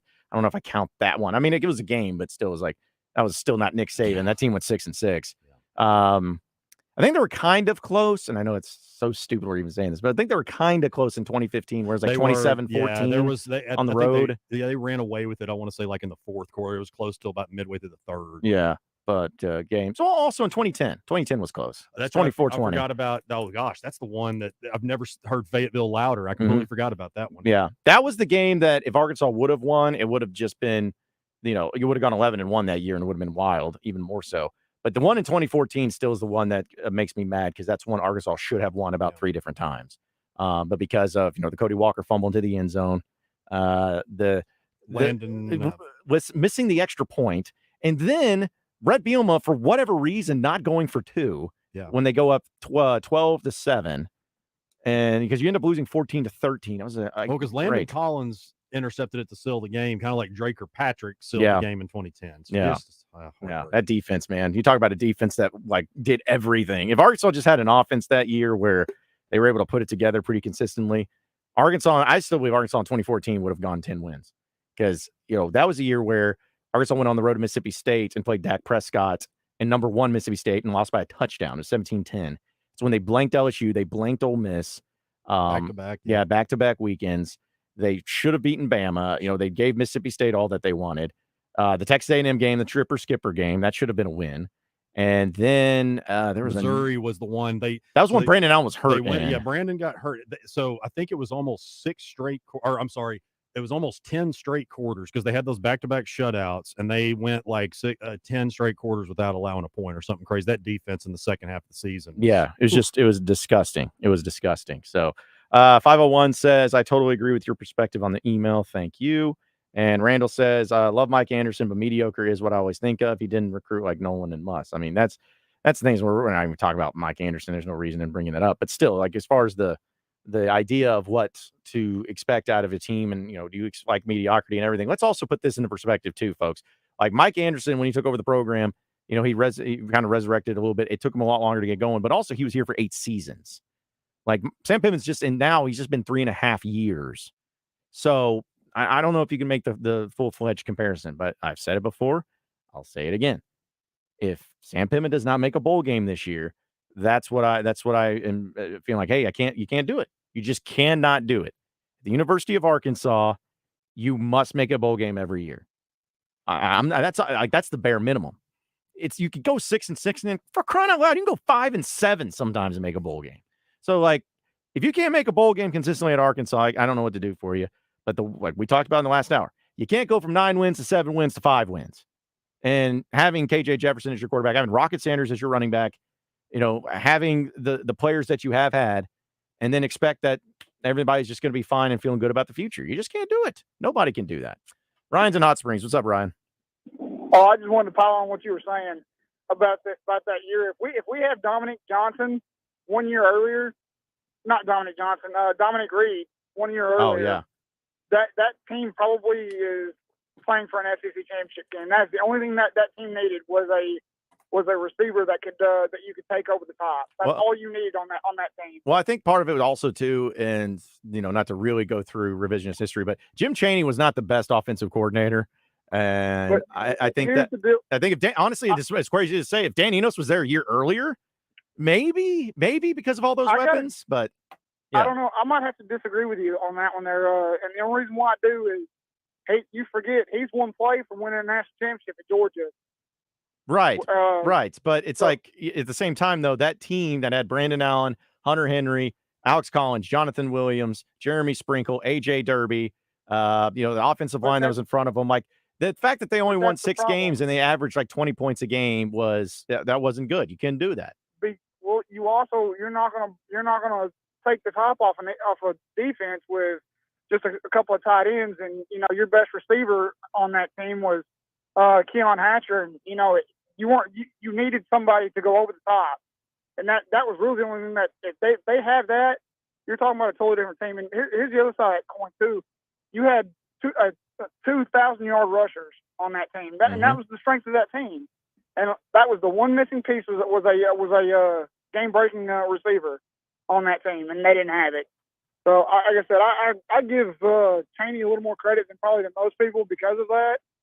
But, when your best receiver is Keon Hatcher, and I'm not dogging Hatcher. Hatcher did decent in the NFL, but he wasn't a game breaker either. Yeah. But, no, I get you. He was very consistent, though. But that's my thoughts. I hope y'all have a great day, and go Hogs. And to the Ole Miss Razorback game, let's get weird, shall we? It always is. Yeah, exactly. Appreciate your phone call, Ryan. Like I said, I don't know. I disagree with Ryan in the extent of, okay, yeah, exactly. You had 2,000-yard rushers, and you had Brandon Allen, and you had 2 great tight ends. Like, if the only thing you're missing on that offense is an over-the-top wide receiver, even then you still should be better than 6-6. And 2014, we forget that Auburn game. That was the coming out party. First of Drew game. Morgan. Well, I'm sorry. The 2015 was the coming out of Drew Morgan. I had it backwards. So, yeah, he's right. That was, Keon Hatcher was definitely one of the ones. The next year, Drew Morgan, and then Dominique Reed. Dominique Reed, that's one that really quickly gets forgotten because he was really good. Other than the second half, well, most of 2015, he was really good. But after that, I think he got hurt and we never saw him again. Yeah, because in that year in 2014, you had Keon Hatcher led the team in receiving, 558 yards. And then you had Hunter Henry at second. And then after that, AJ Derby. And then Jared Cornelius. And then Demetrius Wilson. And then Cody Hollister, who actually continues to play in the NFL. He's the one that lasted the most. Yeah, who would have guessed that? The longest. So, yeah, it was a weird year back then for sure. So, all right, let's see. Let's go ahead and go to him. He's been patiently holding on for a long time. So, Navy Mike, what's up, Navy? Hey, what's up, guys? Hey, man. Hey, what's up, Kyle? As far as the whole, FOI thing and social media thing, with Dan Enos, John, you brought up the point that, well, if you're winning, then that stuff doesn't matter. Right. But since you're losing, then everything gets, ramped up and overblown and that stuff. Well, that stuff was happening back in 06, 07, 08 with, Houston Nutt. Yeah. And Houston Nutt was winning it. He won 18 games in his last 2 years. Yeah. So it's just like the Hawk fans just have this goofy pap mentality where if they just don't like something, then they just they maul it to death. Yeah. And I include myself in that. But also, I trust Hunter Yurachek. He's shown that if he's seen enough of something, he'll pull the trigger. Okay. Like Mike Anderson, he brought in, Musselman. Thank God he saw enough of Chad Morris, because I was calling for Chad Morris' job in year 2. Yeah. And everybody, Hawk fans were calling and look, Hawk fans were calling and say, well, you got to give a guy 5 years to turn around a program. Yeah. Thank God he didn't listen to them. Yeah, thank because goodness. If that was the case, he would have been fired until last year. Yeah, true. Right. Yeah, that's great. All right, thanks, Navy. You got to go, man. Appreciate it. Always can toot your own horn. We got a lot more to get to, and we'll get to our picks on the other side of the break here in the football weekend, so stay with us. Yo, it's got to be because I'm seasoned. Haters give me them salty looks. This is Trey Reed from the Wild Side on 103.7 The Buzz, inviting you to join Mark Hedrick and me Tuesday nights at 7 p.m. Brought to you by West Rock Landing at Lake Maumelle, Edwards Food Giant, All About Tire and Brake, Battery Outfitters, and Trader Bill's Outdoors, Hot Springs, and Little Rock locations. It's the Wild Side, Tuesday at 7 p.m., only on 103.7 The Buzz.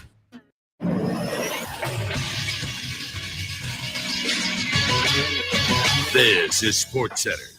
Arkansas will take on 16th-ranked Ole Miss in Oxford tomorrow. The kickoff set for 6:30. TV coverage will be on ESPN. Radio coverage can be heard on The Buzz. It'll start at 2:30 with the Hog Wild pregame show with Trey Schapp and David Basil, thanks to Mud Connections. Stay tuned afterwards for the First Security fifth-quarter postgame show with Randy Rainwater, Marcus Elliott, and Trey Schapp.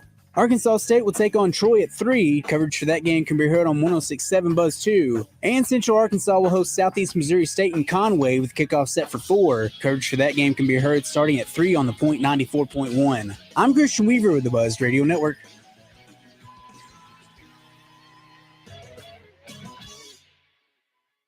If you are looking for a safe and loving home for you or your loved one, visit Heartland Rehabilitation and Care Center. Just 15 minutes from Little Rock and Benton, our skilled nursing staff is dedicated to providing quality long-term care and short-term therapy. Visit heartlandrehabcenter.com. You can call Heartland home.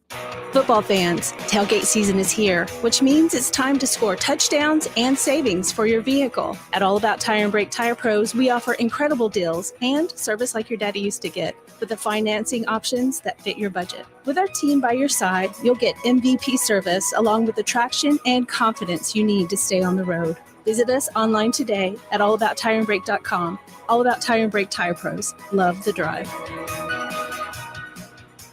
At Edwards Food Giant, they know your family is important, and they also know that your time and convenience is as well. So why not take advantage of their heat and eat items in their deli department? Those famous Edwards Food Giant signature dishes with many of the same entrees and recipes that are served daily in the hot bar, all ready to take home and serve to your family tonight. And it can all be found at your favorite Central Arkansas Edwards Food Giant deli. This week's special is hamburger steak for only $7.49 per pound, paired with mashed potatoes for just $4.49 per pound. This is Pat Bradley for River City Flooring, where you can pick your payment. Get 0% interest for 12, 24, or 36 months. And River City Flooring in Maumelle is where you'll save 50% on all in-stock waterproof LVP flooring. And did you know River City Flooring carries cabinets? So stop in and let my friends at River City Flooring help you with your remodel. Kitchen, bath, living, dining, they do it all. Check out River City Flooring in Maumelle at their huge new showroom on Maumelle Boulevard just off 430. It's Justin Anker reminding you that Serta Pro Painters is here to help you as we transition from summer into fall. And if you're thinking about doing something to the outside of your home, maybe it's long overdue, Serta Pro Painters is here to help. Have them come over, give you an estimate, and they can help walk you through the process of what it'll take to get it done. They can help you out with the color selection and everything else you need to get the job done right. Each Serta Pro Painters business is independently owned and operated. Schedule your free estimate at CertaPro.com. That's Serta with a C. For your home, for your business, get your place looking right with the help of my friends at Serta Pro Painters.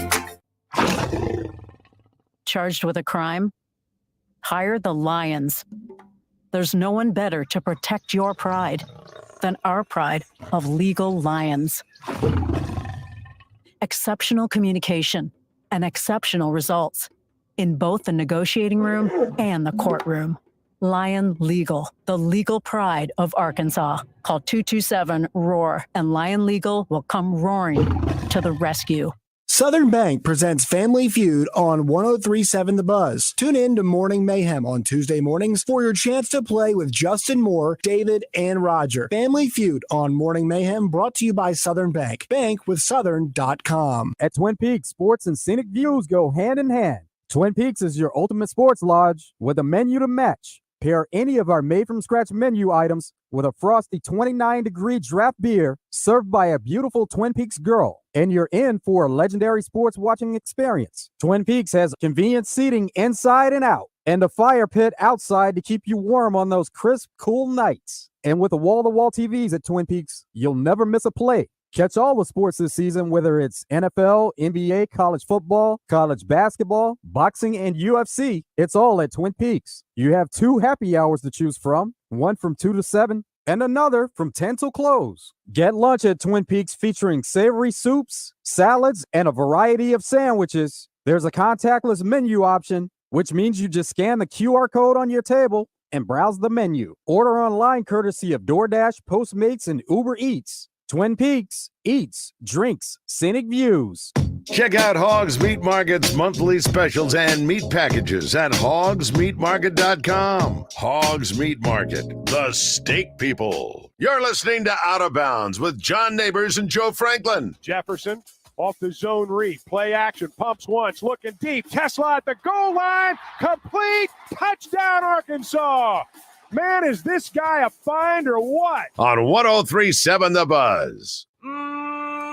Not anyone can move you this way. Okay. Finally got you loose from the cage. Okay. I ain't trying to smooth you with flowers, baby. Okay. I'd rather make a power play. Okay. Imagine all the lives we can change. You don't even know the power you got in the legs. Pick up your face and be proud. Out of Bounds here on an Easy Friday show, and as easy as the show is, it's not as easy as going down to Max Prairie Wings there in Stuttgart. With duck season being just around the corner, the weather changing, it feels so good, doesn't it, folks? We know it's football season, but duck season, man, it's always something I know people here in the state of Arkansas enjoy and appreciate and love being a part of. And right now, you can receive $2,000 off or $2,000 max gift card with the purchase of a Thor boat, motor, and trailer package, or maybe you need a new gun. They have specials on those as well.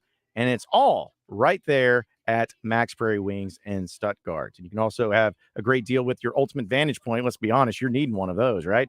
In fact, I saw David Basil got his first deer from a deer stand just earlier this week. Well, be like David Basil and do it from a deer stand where they have the Muddy Skybox 20-foot double rail ladder stand that is sturdy and spacious and right now on sale for $189.99. They got it all at Max Prairie Wings. And it is so easily accessible right there in Stuttgart. So you got to check them out today for all of your hunting needs, as it's right there on US 63 in Stuttgart. You can also shop them online at maxpw.com. No matter how you need to do it, make sure you do it with Max Prairie Wings in Stuttgart, because the hunt begins here. Again, it's Out of Bounds here on an Easy Friday show. Appreciate everybody listening in, as we got a lot of stuff going on, and we're going to try to go through some things like our picks for the weekend, and we'll move to that pretty quickly. So Joe's out, but we have his picks, and also Nathan Monin is out for a reason I feel like it's probably pretty good, because I think his child's about to be born. So yeah, can you believe that he's missing out on this for his child? But still have Chris Shinup, though, of Arkansas Urology on the phone line. So what's up, Chris? Hey, what's up? Yeah, pretty exciting news for Nathan. I hope everything goes well, and Thomas is here before we know it. Yeah, let's hope so. Let's hope so. So thoughts, prayers to a safe delivery for Nathan's new child. So we got a bunch of picks here to get to. So I can't find the original music that we normally use. So, Chris, hope you don't mind. We're going to have to mix it up a little bit, because I forgot where Joe puts the regular pick music. But that's okay. Still get the picks nonetheless. So let's work through some of these. I'll tell you what, let's mix it up a little bit. Let's go with the NFL. We'll start there. Start with the NFL games right now, because feel like I need to get out of the funk that I'm in with the picks and how they're going on. So we'll start with the game between the Texans and the Falcons. And Nathan, you can go ahead and kick us off. Who you got with the Texans and Falcons?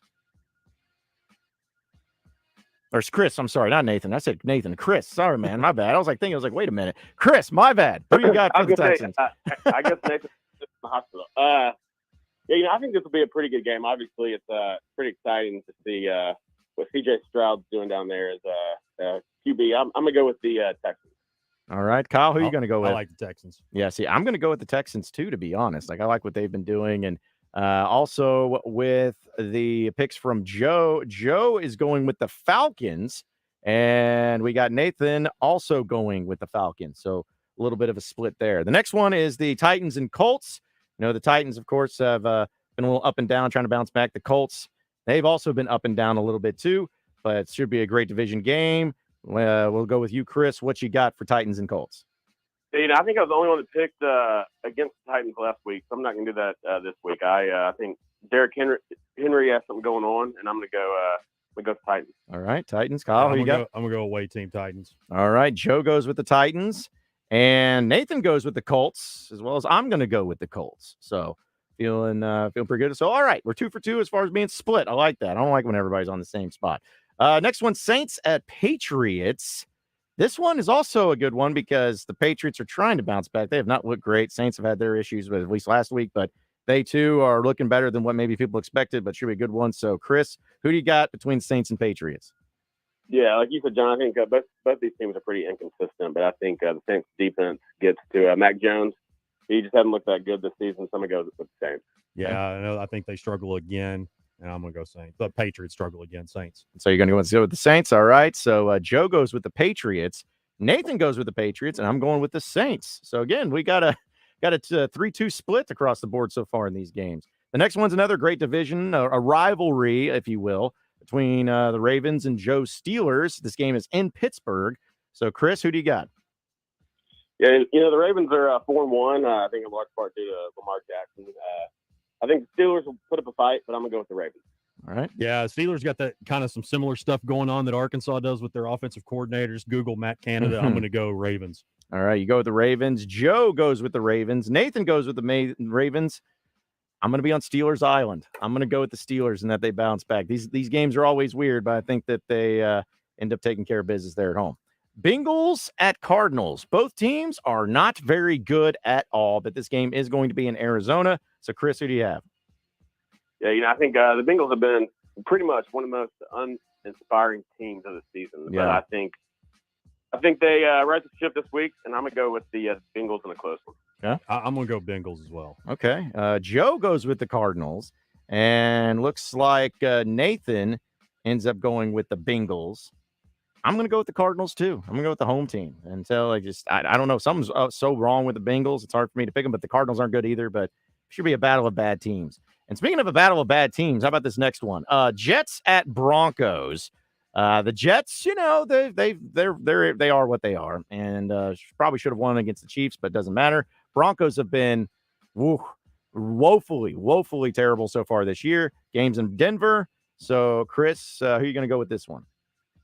Yeah, John, I got to tell you, I was pulling hard for your Jets last Sunday night. I thought they were about to pull it off there for a minute. It was close. I think they're going to ride that momentum in Denver. Denver has a pretty bad defense, so I'm going to go with the Jets. Yeah, the Jets are going to finish it off this week, and Rodney Harrison's going to be really sad. Okay, I like it. So you got Joe with the Broncos. Nathan goes with the Broncos, and I'm going to go actually with the Jets. I picked against the Jets all year long, and I'm not going to do it this time around, which is sure to – because here's the thing, they still lose no matter if I pick them or not, so what does it matter? Now, maybe the game of the season, at least the game of the season so far, the Big Daddy, you got Dallas Cowboys, who have only got one loss and have looked pretty impressive so far this year, going up against the 49ers in San Francisco, where San Fran right now looks like the best team in the NFL. And this is, of course, a historic game between the two of them, but a good one nonetheless. So, Chris, how do you feel about your Cowboys going over to San Fran? John, like you said, this game is kind of the game of the week. It's in prime time for a reason. I think the Cowboys defense is going to put up a good fight. I just don't think they can stop McCaffrey. So I'm going to go 49ers. Unlike in the playoffs, the Cowboys do, for the most part, show up in big regular season games, so I am going to pick my boys in this one. Okay, you got Joe with the 49ers as well as Nathan with the 49ers. I'm going to go with the Cowboys, too. I don't even care about the Cowboys or care about the 49ers one way or the other, but, hey, listen, it's those games, I feel like anytime it feels like it's overwhelming going to go with one team, then, I'm usually wrong in that. So let's move over to the college side of things as Nebraska at Illinois is a game that we're picking. So that's interesting for the Big Ten. Brett Bielema welcoming in Matt Rule. So, Chris, who you have in this? I got to say this is probably one of the more boring games of the weekend. But I think Nebraska wins handedly. Illinois just looks bad every time I've seen them this season. Okay. Yeah, I'm going to go then. I just don't think Illinois is going to bounce. I'm going to go with Nebraska. All right. Nathan goes with Illinois. Joe goes with Illinois. I'm going to go with the Huskers. I'm going to take Nebraska on the road in that one. The best game of the weekend, most intriguing game of the weekend, the Red River Shootout. I'm still going to call it that. I know it's the rivalry. Oklahoma and Texas there in the Cotton Bowl. It's going to be a great one. At least I'm hoping so. So, Chris, who do you have in the Red River Shootout? Yeah, I do think it's a big good game. I think Texas is just too good at quarterback, and they'll be the more dominant team, and so I'm going to go with the Longhorns. Yeah, I love Quinn Ewers. Don't like Texas, but love Quinn Ewers. They're doing some good things there under Sark. I'm going to say they keep this rolling for another week. All right, so you got Joe with Texas and also Nathan with Texas, and I got Texas. So I think it's Longhorns across the board. Let's all hold our nose when we say that. The next one in the SEC, a great game that we all really had circled on our calendars before the season started. LSU on the road against Missouri. Missouri's in the top 25. LSU has not looked good, especially defensively. They need to win in a desperate way, but Missouri wants to show that they're for real. So, Chris, who do you have winning in the Battle of the Tigers? It's pretty disgusting that Missouri is 5-0, to be honest. But I think LSU is going to come in fired up after last week's game, and I think might be close, but I think they win.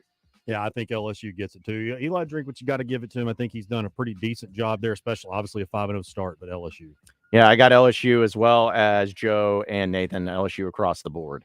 The other intriguing game in the SEC and could have some really big indications on the SEC West title, Alabama going on the road to play Texas A&M. We know that Alabama has lost to Texas A&M before, but Alabama struggled offensively. Texas A&M looks to be a little bit more improved, especially defensively. So, Chris, who do you have? Yeah, obviously I think A&M's going to be rocking, and Petrino's going to want to show all the tricks he has up his sleeve. I think Saban is going to be too strong, and I'm going with Alabama in a close. Jimbo's going to win this game for the second time in 3 years. I'll go Aggies. All right. Well, Nathan and Joe both go Aggies as well. I'm going to be there with you, Chris. I think Alabama is in a low-scoring game. I think they get the victory because they want to avenge what happened 2 years ago in College Station, and I think they win it in a close one. Another game that is a really good one for all the right reasons, undefeated, Georgia and Kentucky. Kentucky's going on the road to Georgia, which they still look good. They're still the defending two-time champs, but they've shown some weaknesses, especially last week against Auburn. So, Chris, who do you have in Kentucky and Georgia? Yeah, that was a pretty good game last week. I know my buddy Josh Sullivan, who played at Auburn, was pulling for his Tigers against Georgia. I think that was a wake-up call for them, and kind of like last year, Kentucky is going to roll into town, and I think they'll get their first loss.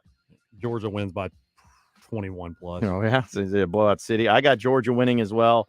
And it looks like that Nathan has Georgia. Joe actually has Kentucky. So he's going with the Wildcats there. So a little surprising. And finally, the game that I know that we're all so super stoked for, Arkansas and Ole Miss. We know this game's crazy. I need who's going to win and a final score. So, Chris, lead us off. Yeah, John, when I saw you station yesterday, we were kind of talking about how disappointing the season has turned out and kind of what we're going through. I think it's going to be a good game. Typically, we play them pretty well, but I think Ole Miss wins 34-31. Backs up against the wall, Arkansas, of course. Ole Miss in Oxford. I'm going to go Arkansas. Oh, wow. 45-40. It's going to be a high-scoring game. KJ Jefferson's going to go off. Oh, man, that would be something. Let's see. Oh, Joe has Ole Miss winning at 42-31. Nathan has Ole Miss winning. Didn't put a score, but that's okay. We can get that from him later. Listen. It's hard for me to pick Arkansas right now. I wish I could join you there on the island there, Kyle, but I just can't do it. I think Ole Miss wins. I think KJ has a game, incredible game, but I think Arkansas loses 52-42 in a final score there. So there you have it. There's for our picks of the weekend. And as always, Chris Shinup of Arkansas Urology, we appreciate you joining us as always, man. Have a great weekend. Hey, thank y'all. Y'all too. All right. Appreciate it. That's Chris joining us. And no, we got to take a break. When we come up, back from the break, I know we'll have some more of your phone calls and text messages. I don't know if Todd and Charles are still there, but if you're there, stay on hold. We'll get to you on the other side of the break. We still got to get to your Razor Hog update. We'll have what's trending in the world of sports and a lot more fun here on Out of Bounds on Easy Friday show. So stay with us.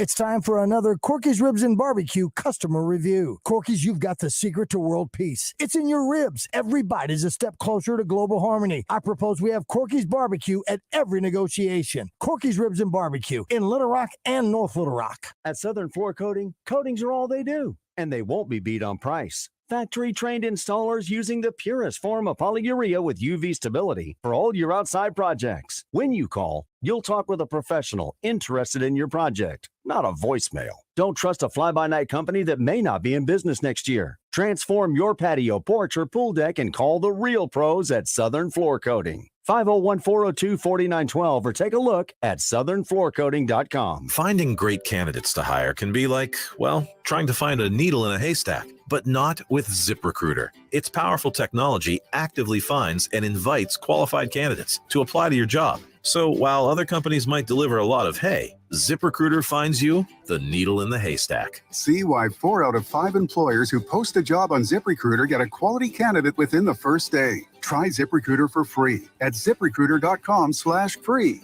That's ZipRecruiter.com/free. With fall appliance savings at the Home Depot, we have laundry appliances that just fit. They'll fit your space, fit your needs, and they'll fit your budget too. Like a new LG laundry set that features a mega capacity washer to help you do more laundry in less time, and sensor dry technology to make sure nothing comes out damp or over dried. Get up to $600 off select appliances, plus up to an extra $100 off select laundry sets. The Home Depot. How doers get more done. Pricing valid September 28th through October 18th. Cash Dryer Extra. U.S. only. See store online for details. Hello, folks. It's Frank Fletcher from the Fletcher Dodge store here in Sherwood. For the past few months, we've been asking you to give us a chance to buy your cars, and the response has been great. We really appreciate all of you who brought your cars in and turned it into cash. We've purchased hundreds of cars from fine people just like you. Folks, we're still buying cars every day. So look around and see what you or your family has in the garage that you want to turn into cash. It's really easy, folks. Just come into Fletcher Dodge and ask for Chris or Andy. We'll buy any vehicle and we'll pay you more than anyone. We can't find enough vehicles at the auto auctions to meet the demand. So we're extending you this offer to the public. We'll pay you more, so don't wait. We've purchased hundreds of cars from fine people just like you. Come see us today for the best cash offer on your car, truck, van, or SUV. Just ask for Chris or Andy. We'll pay you more, so come see us at Fletcher Dodge on Warden Road in Sherwood. Thanks. Hi, I'm Rick Pennington of Lions Drug. We have great news. Generic Cialis is now available at a huge savings. We have Tadalafil, the FDA-approved generic of Cialis, in a 20-milligram tablet at a savings of up to 80%. We have the 5-milligram daily tablets for less than $3 a pill. Lions Drug continues to be your go-to pharmacy for men's health. What are you waiting for? Call us today at 844-676-2247 or go to our website at lionsdrug.com. It's Justin Aker with Laura Beth from Kaufman by Design West, where we always talk about getting everything you need for your home, but they also are your one-stop shop for tailgating. We are so happy football's back, Laura Beth, and Kaufman by Design West has just what you need. Yeah, we do. We have smokers, coolers, grills, and even solo stoves for all of those chilly game days. So if you want to stock up and get ready for your favorite tailgate, get out to Kaufman by Design West. It's out west past Taylor Loop, 14900 Cantrell Road. You can find out more about all the things they have to offer at kaufmanlumber.com. 1037 The Buzz is your home for Arkansas Razorback football coverage each week, brought to you by Genesis of Conway, Lion Legal, Bell Chevrolet, Blackman Auctions, Central Arkansas Cadillac, Bath Makeover of Arkansas, and Malvern National Bank. 1037 The Buzz, the Hoggs play here. Same great deals, all new location for Hoggs Meat Market in North Little Rock at 3901 JFK Boulevard. Call them today at 501-758-7700 for all their specials at Hoggs Meat Market, the steak people. You're listening to Out of Bounds with John Nabors and Joe Franklin. Jefferson off play action, going to throw a little screen pass left side, has completed the 5, into the end zone, touchdown Arkansas. Luke has from 11 yards out, and Arkansas is a PAT away from time. On 1037 The Buzz. Carry on my wayward son. There'll be peace when you are done. Lay your weary head to rest. Don't you cry no more.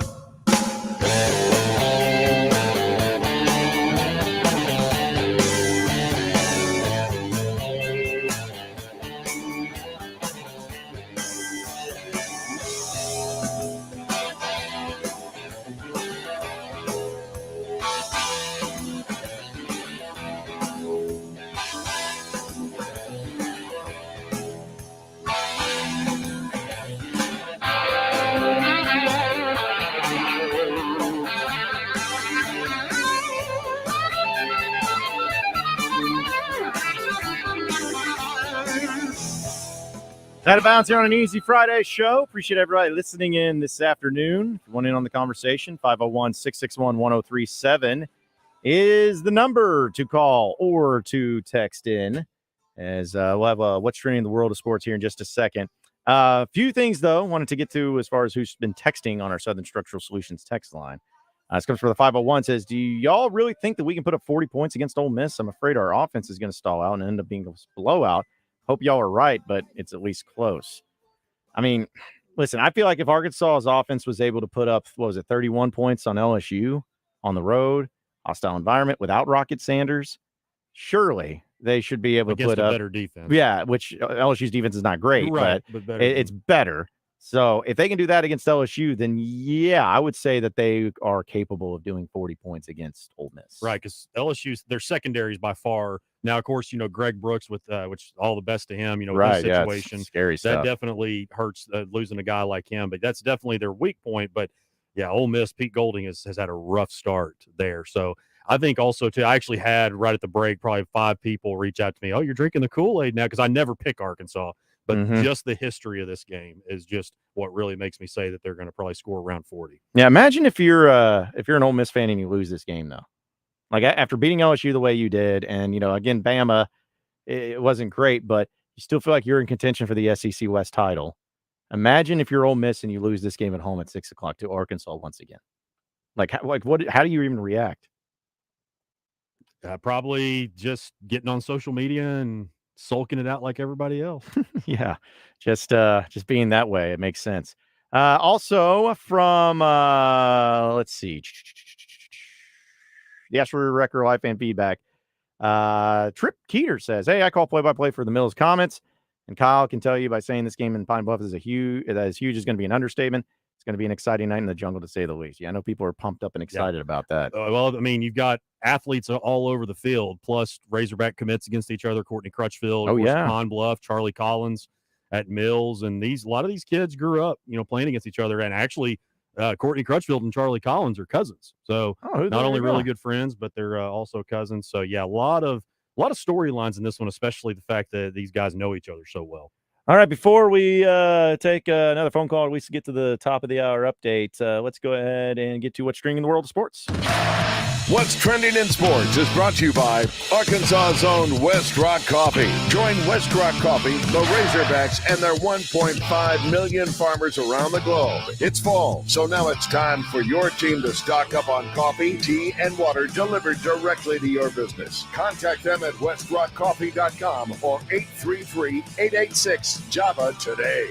All right, what's trending in the world of sports? Last night, the Bears destroyed the Washington Commanders for some reason. I don't even know what the make sense is. Talk about football being weird. Not saying the Commanders were a great team, but the Bears were just a train wreck. They went 40-20, and none of it makes sense. But I'm glad though, because actually on my fantasy football team I had Justin Fields, and I benched. There were many in that. I benched Tua this week. Oh, you benched Tua for Justin Fields. Okay, nice. Because the projection said that he was going to get like 1 point more. Now Tua may have an incredible game this weekend, but I'm like, all right, I feel good now about the decision. So Justin Fields had 282 yards and 4 passing touchdowns.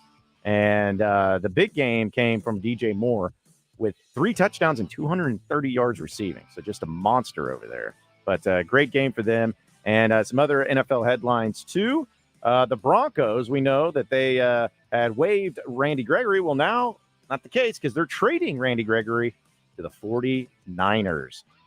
They had planned to do it, but said that felt like it was something best for their team right now, and that was before the 49ers reached out. 49ers are going to send the Broncos a 6th-round pick for 2024 in return for Gregory and a 7th rounder in the 2024. So good luck with them. That's all I can say. And also in some other trade news in the NFL, Chase Claypool, which is from the Bears, and he had some issues and wasn't on the team, but the Dolphins have traded for him, as they're going to be getting Chase Claypool, and they also place left tackle Teron Armstead on injured reserve. The Dolphins are going to send a 2025 6th-round pick for the Bears for Claypool and a 2025 7th-round pick. So Chase Claypool back into the mix on the NFL side of things.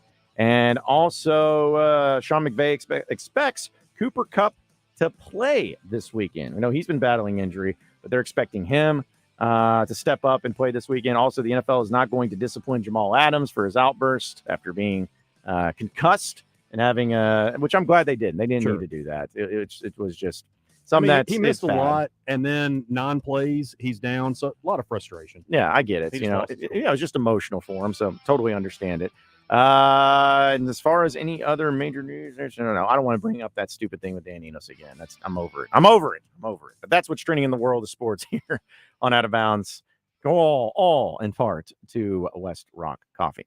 All right, real quick before we take a top of the hour update. Oh, Stan, he hung up, man. Let's get to Stan Woodrock. I haven't heard from him in a while. JK in Fairfield Bay says, thanks, John, for an encouraging report for Hoggs. I don't know, like, encouraging report. Did I give an encouraging report, or was I being maybe that's a sarcastic comment? I don't know. I feel like I'm always, the quote of the fanboy here out, but I'm hoping Arkansas wins. I hope that they win. I hope KJ goes off, and I would love nothing more than to ruin Ole Miss's season once again. That's kind of a thing that is really fun. If you can't have a great season, at least maybe you can ruin somebody else's. Yeah. That's the way I look at it. But also, Just Chuck says, I had DJ Moore on my fantasy. Yay, me. Yeah, nice, man. Nicely done. 501 says, don't you cry no more. All I can think of is South Park Guitar Hero episode from that song. Yep, that's a great one. It's a great one, 501. And also, let's see. Doug F. in Little Rock says, Foster Thomas prediction, KJ will line under center for a quarterback sneak and bust one for about 20 yards for a touchdown, but Hoggs lose 38-28. All right, well, if that happens, we'll give you all the credit in the world, Doug. But we have the third hour of Out of Bounds coming up next, and there's so much to get to. We'll have Chris Marler joining us at 3:30, but we want to continue to hear from you on an Easy Friday show. Call or text in 501-661-1037. We will look at some of the big college football games going on this weekend and give our thoughts and opinions, as well as getting to some Saracen picks as well. So much fun in the final third hour of Out of Bounds, so you better stay with us because it's coming up next.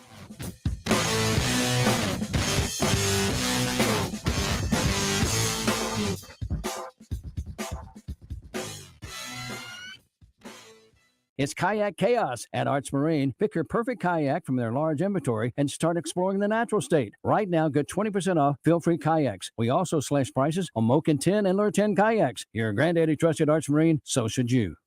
Football fans, tailgate season is here, which means it's time to score touchdowns and savings for your vehicle. At All About Tire and Brake Tire Pros, we offer incredible deals and service like your daddy used to get, with the financing options that fit your budget. With our team by your side, you'll get MVP service along with the traction and confidence you need to stay on the road. Visit us online today at allabouttireandbrake.com. All About Tire and Brake Tire Pros. Love the drive. At Edwards Food Giant, they know your family is important, and they also know that your time and convenience is as well. So why not take advantage of their heat and eat items in their deli department? Those famous Edwards Food Giant signature dishes with many of the same entrees and recipes that are served daily in the hot bar, all ready to take home and serve to your family tonight. And it can all be found at your favorite Central Arkansas Edwards Food Giant deli. This week's special is hamburger steak for only $7.49 per pound, paired with mashed potatoes for just $4.49 per pound. I'm so angry. Don't be upset. You can always listen to us. You're better than that. 103.7 The Buzz. KABZ Little Rock.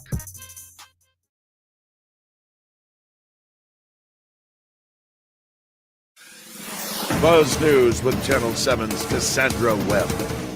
A freshman at Sylvan Hills High School is taking home one award after another for her rodeo skills. 14-year-old Paris Wilbert has already competed in the PBIR National Finals, taking home 5 buckles, and she's competed in the year-end all-around national championship in the women's division. Her passion started a few years ago, and she started getting serious, going to training before school and heading to competitions after school. This weekend, Paris will be traveling to Colorado for the All-Star Rodeo, and we wish her the best of luck. UAMS is partnering with local restaurants and shops to offer food and shopping discounts, with the proceeds going to help cancer patients. About 200 vendors in both Central and Northwest Arkansas will offer 20% discounts from October 27th through November 5th for those who have the UAMS Partners Card. The cards cost $50. And to view a list of all the businesses offering the discount, go to uamspartnerscard.com. From the Channel 7 Newsroom, I'm Cassandra Webb.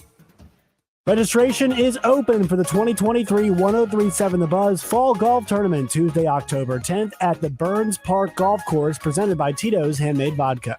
Weather from the Fletcher Weather Center with Channel 7 meteorologist James Bryant. We're expecting a perfect afternoon with temperatures near 80 degrees and plenty of sunshine, but a reinforcing shot of cooler air arrives today, and that means tonight the first 40s of the season will be seen across most of the state. From the Channel 7 Weather Center, I'm James Bryant.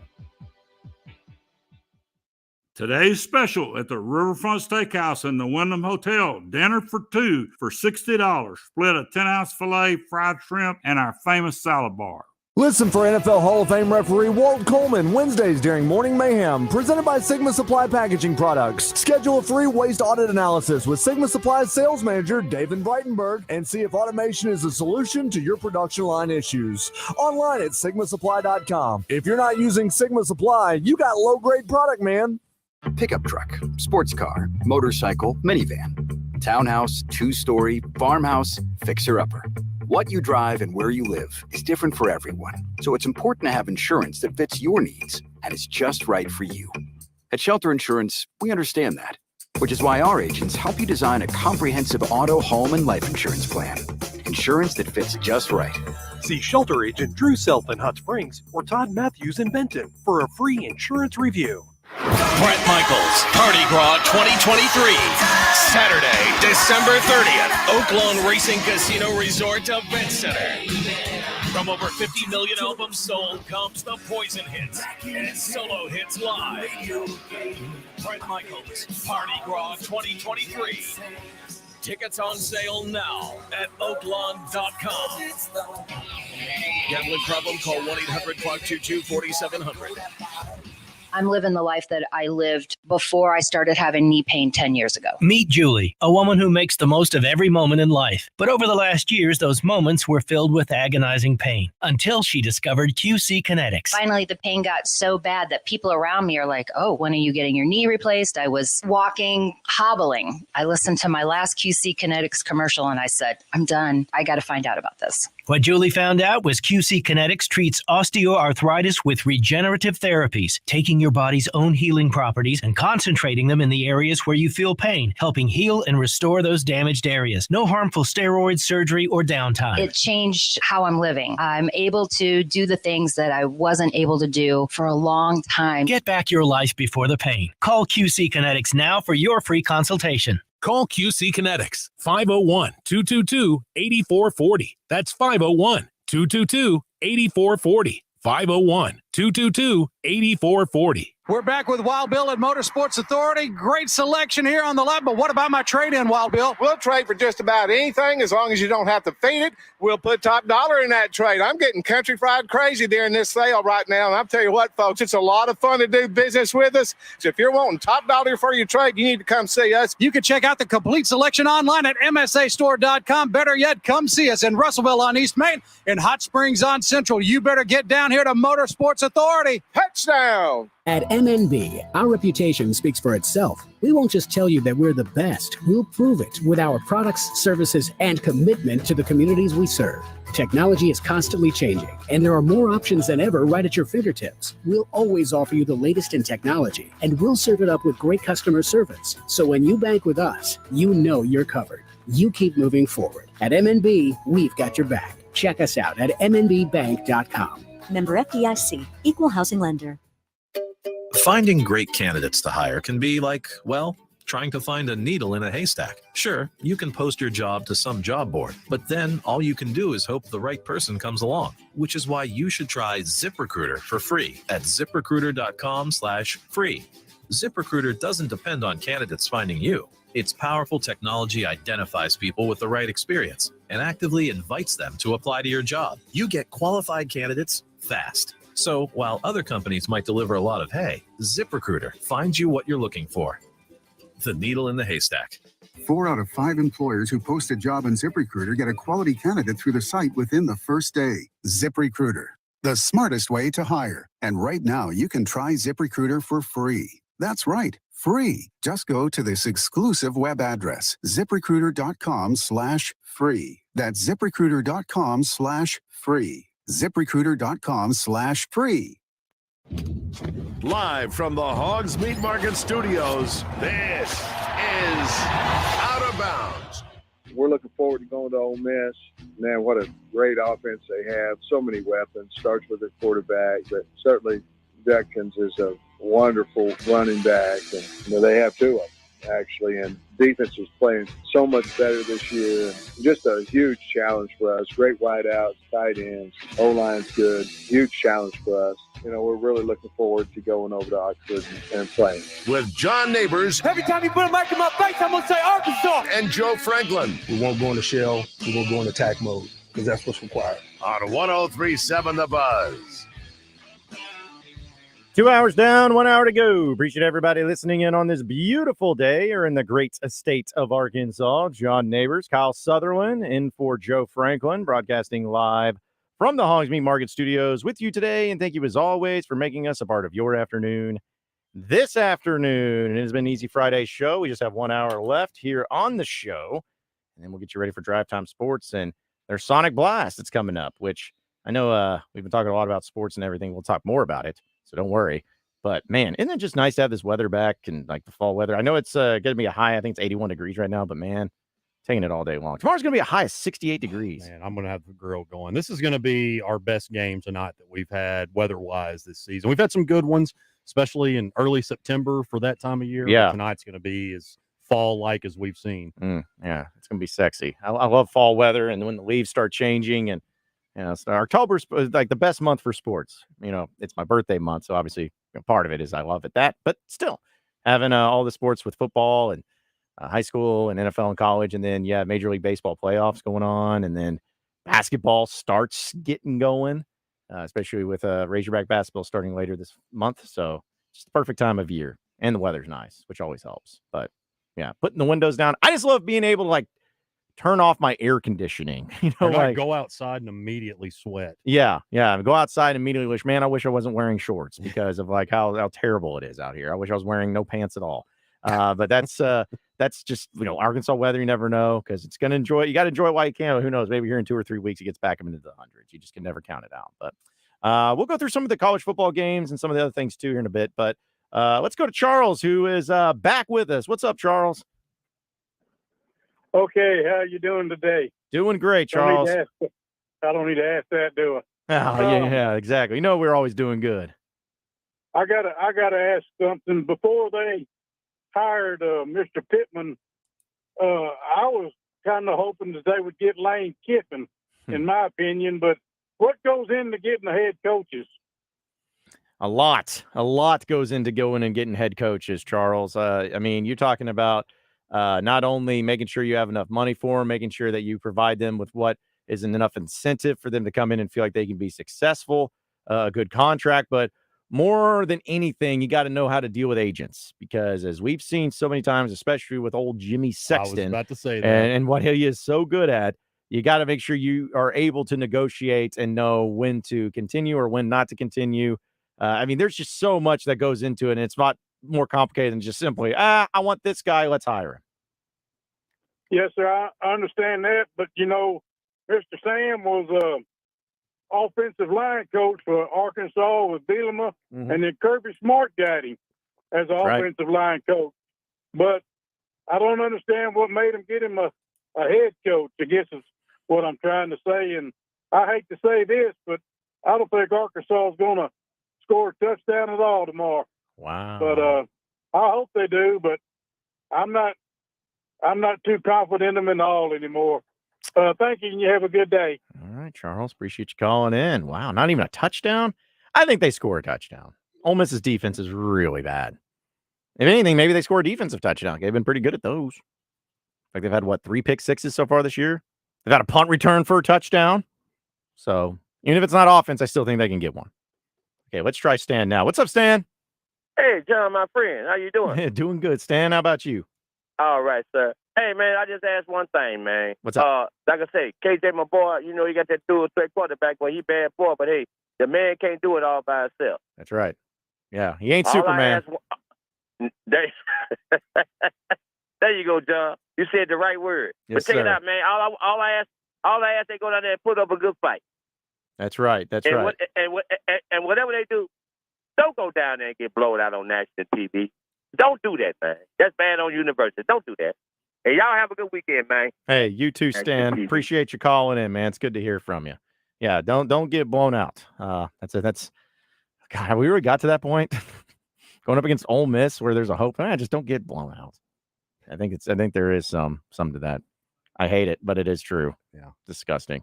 Let's go to Bill in Conway. What's up, Bill? Hey, not much, man. The problem with college football today, and it's something that Deion Sanders really hit the head on the nail. It's all about business, all about money. With that being said, I hate losing just as much as the next guy. But I think that Hunter I think he has a little bit of grace, and we do like Sam, and I do hope that we perform like we're capable. But, people aren't patient, and I don't know, it's hard to be humble. If you don't believe me, ask Baker and Mason. Have a good day. All right. Appreciate it, Bill.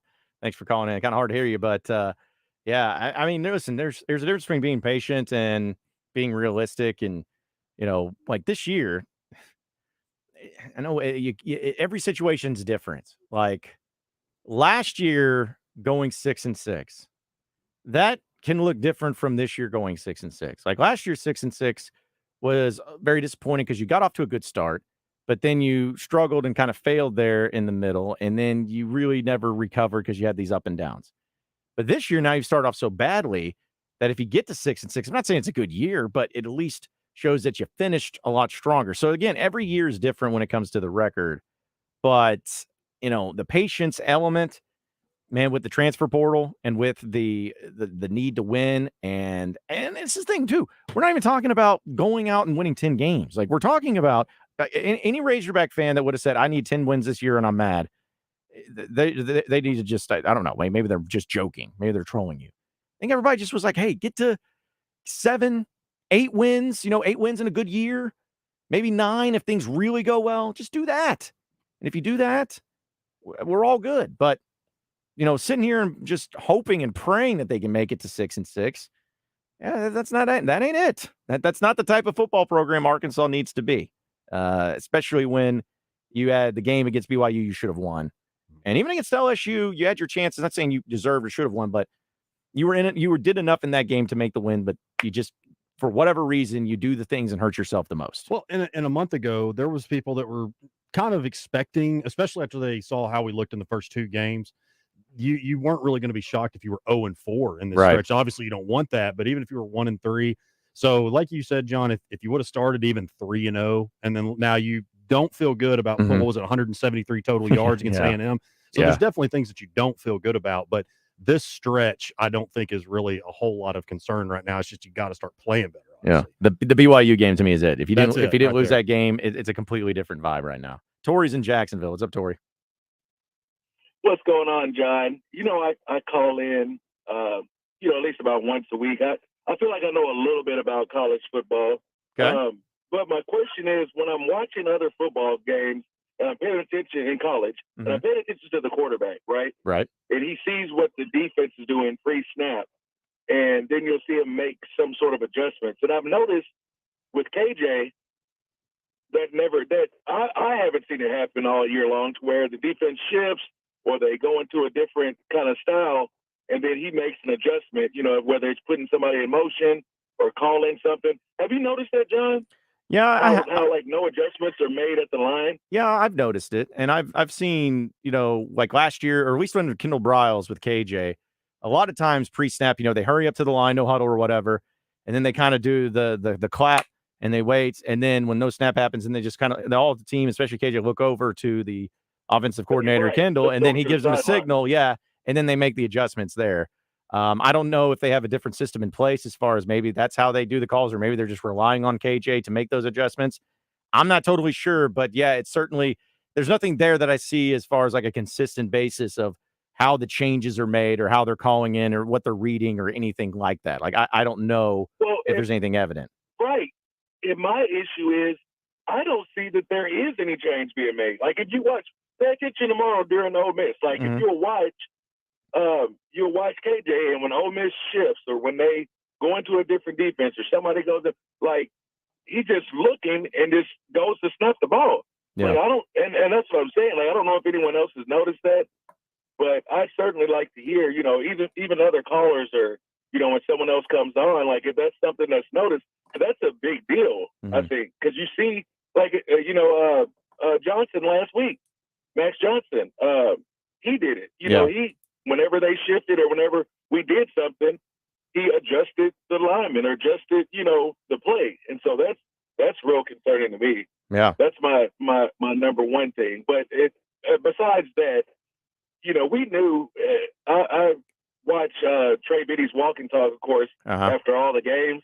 And so I commented last week how, hey, guys, we knew this 4-0 stretch was coming. We knew it was going to be rough. There's still a lot of football to be played. And I had quite a few people comment saying that I sounded like Rick Schaefer. Oh, man, yeah. I was like, really? They were like, Tory Bird, is this a stand account for Rick Schaefer? I was like, really? Oh, gosh. So I just wanted to tell everybody that, listen, the sky's not falling. I think we'll recover. We knew this 4-game stretch was coming. I'm a diehard Hoggs fan just like the next, and I get upset on Saturday nights and Sunday morning. Yeah, I'm ready to fire the coach. But by Tuesday, Wednesday, I start looking for ways we can win. So I just wanted to tell everybody that, listen, calm down. We're going to win some more games, and hopefully tomorrow we can be competitive. My daughter said we're going to win. She's 7, by the way. We're going to win 56-49. And I told her that was a basketball score, but we're rolling with it. Hey. So 56-49, Arkansas. Let's do it, Tori. Hey, appreciate you calling in, man. Absolutely, bro. All right. Yeah, I like the optimism there. Okay, we just got to get a few more calls in because I know we got to get to our Bet Saracen college football picks here in a bit, too. I was going to go to Bobby Joe. I've never heard from Bobby Joe. All right, we'll try one more here. Paul and Shannon Hills. What's up, Paul? Yeah, I was just wanting to comment. I heard the guy there a while ago talking about Coach Pittman and Lane Kiffin. I was just wanting to comment. I hope that we're losing some games, but I'm hoping that we will not, as a fan base, not be supporting our team and our coach, especially Coach Pittman. He's a great guy. The guys love him, and I just hate to see us keep going through coaches instead of putting some confidence in the ones we got. We've got a great coach. I think if the fan base will stick with him, we'll be glad we did. Well, I like the thought, man, and I get you, Paul, and appreciate you calling in. I think a lot of fans feel that way too, because let's be honest, we it's fans. You're at the point where it's like you just want to win, and you don't care about anything else. You don't care about if someone's a good person or not. I like Sam Pittman. I still like Sam Pittman, even if he doesn't get the job done this year and they gets fired or something like that. I'll still respect Sam Pittman. It's nothing about that. But at the end of the day, you have expectations and you want to win. And if you're not winning, you want change. It's how fans are. Like, Bobby Petrino was not a good person and he won, and nobody cared about, like what was going on because he won. That's what matters. And that's what needs to matter with anybody. And Sam Pittman gets that more than anybody. So I get all sides of it. If you want to be optimistic, great. If you want to be pessimistic, that's great too. It's your opinion, but you're in a crossroads right now where you got to show something if you're Sam Pittman. All right, so we got a few college football games. So I'm going to do this for our Bet Saracen picks of the week in college football and talk about some of the great picks and specials that they have going on, which, by the way, folks, if you've yet to download the Bet Saracen app, stop what you're doing, download it right now. It is easy, it is accessible, and it's right there on your Apple Store or on your Android. And you can download it with the App Store, or you can go online at betsaracen.com and be able to check it out that way and get to betting too.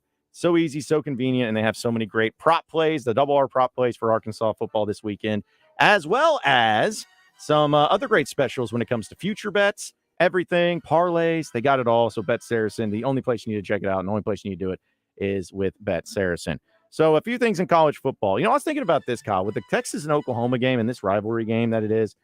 Like, I have always been a huge fan of this rivalry game because you talk about times where it seemed like Oklahoma had it all going, but then Texas randomly wins or vice versa. It's always happened that way. And these are the two teams that are going to be in the SEC next year.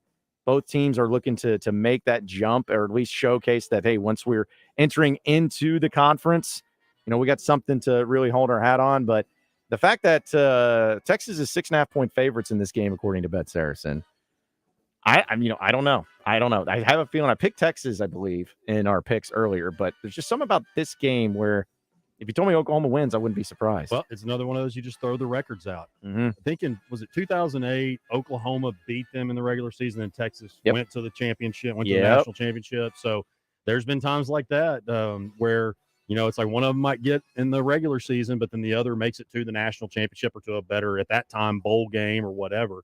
But, of course, Oklahoma's, they've got the 1 or 2 playoff appearances. Texas still trying to get that. Mm-hmm. But, like you said, it doesn't matter if they're both undefeated or both struggling. You got to throw the records out. Yeah, and here's the thing: I don't care about Texas or Oklahoma. I don't root for either one of them. But I did see something that Oklahoma is one of the only teams in the country. It's like first or top 5 in both offense and defense in the country. If I'm not mistaken. I have not. I think they're one of the recent numbers. I think they're one of the few teams that do that, but they haven't really played anybody. So, or at least to that level, this will be a great test for them. But man, over/under set at 60.5 points too. In this one, both teams can score. Both teams got some good defense, but should be a great one down there in Dallas. And same thing with the LSU Missouri game. LSU's 5.5 point favorites, which is a lot going on the road to an SEC school, especially a higher ranked one. But I'm not a believer in Missouri just yet. Yeah. That Kansas State win was obviously just in the manner that it was. They blew that timeout, I think, at the end. I was watching that one in another, but then you get that 61-yard field goal, gives you a little bit of confidence. So I still do think Missouri is going to have a really good year despite how this game goes.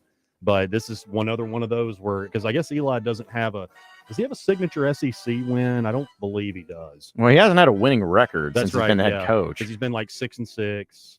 So No, I think this would be his best SEC win by far. I think it would be too. I don't even know if he's beaten the top 25 SEC team. They almost got Georgia last year. That was close. But yeah. They as far as finishing it out, I don't believe they have. So yeah, that's gonna be a big one. In fact, I would even say, because Alabama's 2.5 point favorites against A&M on the road. I would say that it's more likely that A&M beats Bama than it is Missouri beats LSU. I'd agree with because again, LSU is a high scoring team. And they do have a defense front that's really good. And I know Brady Cook, I believe, is the quarterback for Missouri. He hasn't thrown an interception so far this year, and he's had a good year. But I don't know. There's just something about it to where I feel like if you're talking about offenses, I'm still going to take LSU's offense. I think they're still going to score some points. But is Missouri's offense good enough to handle what LSU's defense has struggled with? Maybe. But I don't know. That's just something to where I see that game. It just looks weird to me that Missouri is a top 25 team undefeated going up against. Wild. But they get because they still have LSU. They still have to play Georgia, Tennessee. Still have to play South Carolina.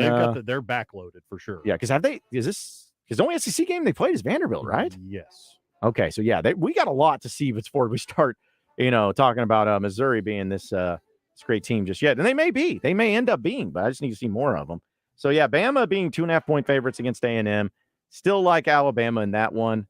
Because you think about it, if Texas A&M wins that game, though, I hate to say the control their own destiny, but they would be the favorite in the SEC West. Yeah, because that defense is really good. Max Johnson, he's serviceable. Mm-hmm. He's quality. He's just got to get in rhythm now. I guess that last game was his first start, but he had seen some time. So yeah, he if they can really get everything together, this could be special for them. Because Georgia and Ole Miss play each other. Like Ole Miss has to play Georgia on the road, and A&M, if they get by Bama, the only team that's really left on their schedule that I would maybe have problems like feeling confident about it would maybe be either Ole Miss or LSU. Mm-hmm. LSU at the end of the year, but I'm telling you right now, if they start losing some games, they'll fall off the horse pretty quick, and they will stop giving as much of an effort. It's just that's the type of team they are. So A&M, you talk about the big game, they could be in a position to where they win the SEC West if that plays out the way that people are thinking it will. So, and then the other one, Kentucky and Georgia, just a lot of good top 25 matchups in this one.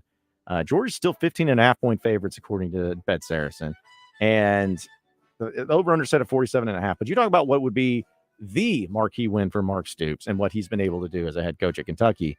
If that happened, it just really turns the college football world upside down on its head. And I think it would probably get to the point to where there's not, I guess anything could happen, but I just would not think that the SEC is going to win a national championship this year if that happens. And that's the thing is, we've already seen plenty of craziness in the first half, but first half of the season, I wouldn't be shocked if we see something along the similar lines of 2007. Now, I don't know if you're going to have AAC teams at number 2 and 3 like you had at that time, but it's definitely going to be a wild finish with how much parity there has been. Yeah, and then other top 25 matchup, Notre Dame and Louisville. Louisville's undefeated some random reason. Like, again, it's like these random undefeated teams at this point. Louisville's one of them. They're just 25th, but Notre Dame, I was surprised because this game's in Louisville. Notre Dame's only a 6.5-point favorite, according to Bet Saracen. I'm taking Notre Dame big in that one. I'm taking Notre Dame all day long. Notre Dame barely lost to Ohio State. Give them credit, barely lost to them. And then last week they needed a great play. It was a fourth down and long that Sam Hartman converted against Duke. I think so. I didn't see. So I can't remember. I think I was tied up with my daughter. Or yeah, something. I didn't see the end, but yeah, it was something crazy of that nature. Yeah. So I mean, I take Notre Dame in that one, man. I think that they're just going to go out and dominate and take care of business. And then it's a great thing about Bet Saracen too is you can already bet on the USC Notre Dame game, which is until next week. Both top 10 teams right now. Notre Dame opens as a 1.5-point favorite against USC. They're the home team too.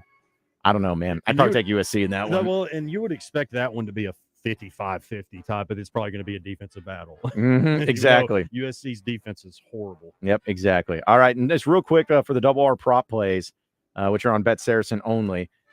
The one that I like the most, and it's not surprising because you get the best odds out of it, Rocket Sanders over 49.5 rushing yards and over a half touchdown.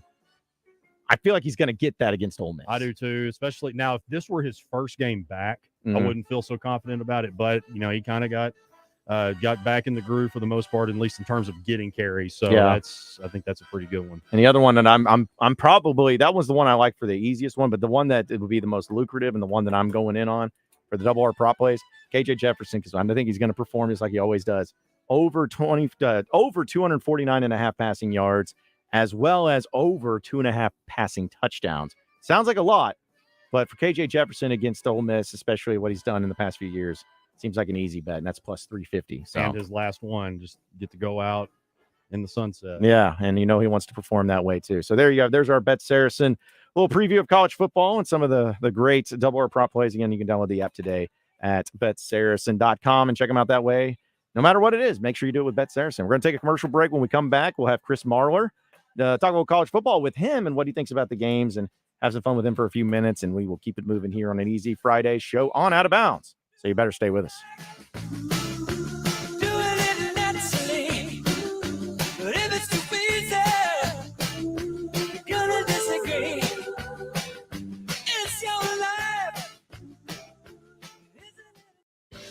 Edwards Food Giant presents Razorback Baseball color analyst and Drop Time Sports co-host Rick Schaefer every Tuesday morning on Morning Mayhem. Rick will share his special take on Razorback sports with the guys each week. Edwards Food Giant, the meat people, the only stop you'll ever have to make for your family's groceries.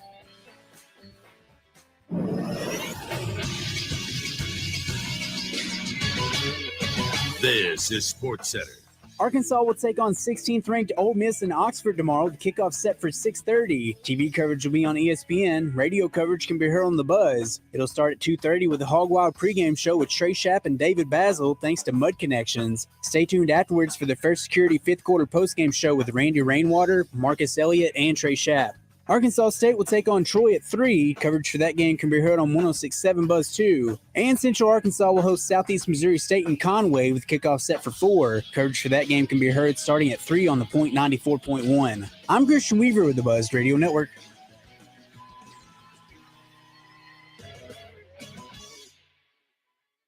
Hey neighbors, come on down to Shamrock Roofing's ribbon cutting Friday, October 6th at the crossroads of Cantrell and Catillus, offering free impact-resistant roof upgrades for the next 30 days. Shamrock Roofing, where one call does it all. ShamrockRoofer.com. Twin Peaks is the best in the game. Here, it's bigger game days and bolder fight nights. I mean, where else can you find a scratch kitchen that always comes in clutch? Every day, from lunch to late night. Only at Twin Peaks, the #1 sports bar. After I drop the kids off, I have to run across town for a meeting, hit the gym during lunch. Jake has soccer tonight, and Emily has gymnastics. Oh, did I turn on the crock pot this morning? With a never-ending to-do list, it's easy to forget something important, like setting up a life insurance plan with Shelter Insurance. Your local Shelter agent can show you how to create a safety net for your family. Shelter Life Insurance Company, Columbia, Missouri. See Shelter agent Matt Warden in Little Rock, Seth Hobbs in Bryant, or Nick Gennardi in Sherwood. This is the Pigskin Preacher, bringing you the word. Some of us struggle to keep up with all these new acronyms. LOL, ROFL, LMAO, etc. Look it up. Now there's a new one the internet is pushing. IJBOL. Pronounced Ijbol, it means I just burst out laughing. It describes exploding into an audible, full-belly guffaw, particularly in an inappropriate setting like a funeral, or when I'm preaching, or when you just remembered something funny. The unofficial face of Ijbol, according to Twitter, is Vice President Kamala Harris, whose propensity to chuckle is legendary. You'll chuckle at Doublebee's when you see the ridiculous values throughout the store on, well, everything. Stop by today for a deal. Doublebee's. It's where you gas it, grab it, and go. That's Doublebee's. This is Pat Bradley for River City Flooring, where you can pick your payment. Get 0% interest for 12, 24, or 36 months. And River City Flooring in Maumelle is where you'll save 50% on all in-stock waterproof LVP flooring. And did you know River City Flooring carries cabinets? So stop in and let my friends at River City Flooring help you with your remodel. Kitchen, bath, living, dining, they do it all. Check out River City Flooring in Maumelle at their huge new showroom on Maumelle Boulevard just off 430. Companies are shifting their telephone systems to the cloud, and you should too. ESI eCloud PBX has everything you need. Features like work from anywhere, video calls, and advanced security tools make ESI eCloud PBX one of the best choices for any business. Opt out of the high cost of your traditional phone system and move to the cloud. Sign up for an online demo at nsgdv.com and get your system activated at no charge. Network Services Group. One call does it all. Fire up the grill this summer with the highest quality of meats from Hoggs Meat Market and their new location off JFK Boulevard in North Little Rock. Hoggs Meat Market, the steak people. You're listening to Out of Bounds with John Nabors and Joe Franklin. Third down, here comes LSU. KJ flushed, rolling right. Keeps his eyes downfield, throwing deep, got has at the 20, to the 15, to the 10, 5, touchdown Arkansas. There's your play. 59 yards to Lucas. On 103.7 The Buzz. Oh, yeah. This the real one, baby. I'm telling you. Chi-town, stand up. Southside, we gon' set this party all right. West side, we gon' set this party all right. Man, I promise. She's so self-conscious. She has no idea. It's an easy Friday show here on Out of Bounds, but it is not as easy as going to Gwatney Chevrolet in Jacksonville, because Gwatney Chevrolet always has the best deals when it comes to all of your vehicle needs, no matter what it is, no matter if it's an SUV, whether it's a full-size truck, if it's a full-size vehicle. They got it all. We got the Tahoes, which are really nice. But right now, though, folks, we know it's truck season officially. All the tailgating, all the hunting that you're going to be doing here in the state of Arkansas.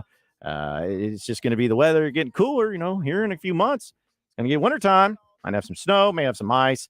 We may have hurricanes. Who knows? It's Arkansas weather. But you need to get you a vehicle, and especially those brand new Silverados there at Gwatney Chevrolet, which they have a great deal going on right now for the 2023 Silverados. Being truck season, 0% APR for all well-qualified buyers, as well as no truck payments at all for the rest of the year, plus $1,000 in cash allowance, all included with the 2023 Chevy Silverado. That's just one of the many great deals that you will get with Gwatney Chevrolet. So you got to check them out for yourself. If you haven't, get over there now. The weather's nice. You have no excuse. They're right there, conveniently located off the Gregory Street exit in Jacksonville. You can also shop them online at GwatneyChevrolet.com. It's the reason why they're Arkansas's #1 Chevy dealer. So check them out today with Gwatney Chevrolet and GwatneyChevrolet.com. Lots of great college football games going on this weekend, as we all know, and there's no better person to talk about it and to have some fun with it than the guy who comes on the show on occasion, but we haven't talked to him in quite some time, and his name is Chris Marler of the Saturday Football Uncensored podcast, and, he kind of just does everything. He's pretty funny on Twitter sometimes because he goes by Vern Funquist, which if a guy that has that Twitter name, he's a good time. He joins us on the phone lines right now. What's going on, Chris? Not much, man. I'm just sitting here outside of Atlanta right now, getting ready for the weekend, man. It's another good slate of games, and I'm excited. Yeah, we're excited about it too. And considering like we just went through a lot of the college football games, it's always great having college football every weekend, but this weekend in particular, and especially in the SEC, you'd be hard pressed to find a better weekend for a lot of these games for all the different reasons. Everyone, of course, is getting hyped up about a few of the games, but for you in the SEC alone, like which game is it that you're looking at and say, oh yeah, this is going to be the game I'm going to have the most fun with and the one I'm going to watch the most this weekend? I mean, Bama A&M, I think, and listen, I don't know if I'm going to have the most fun with it because I think it's going to be an offensive struggle, at least for one of those teams, probably the team in white. But I think that game and then LSU Missouri are both going to be really fun. They're going to be two different styles of games.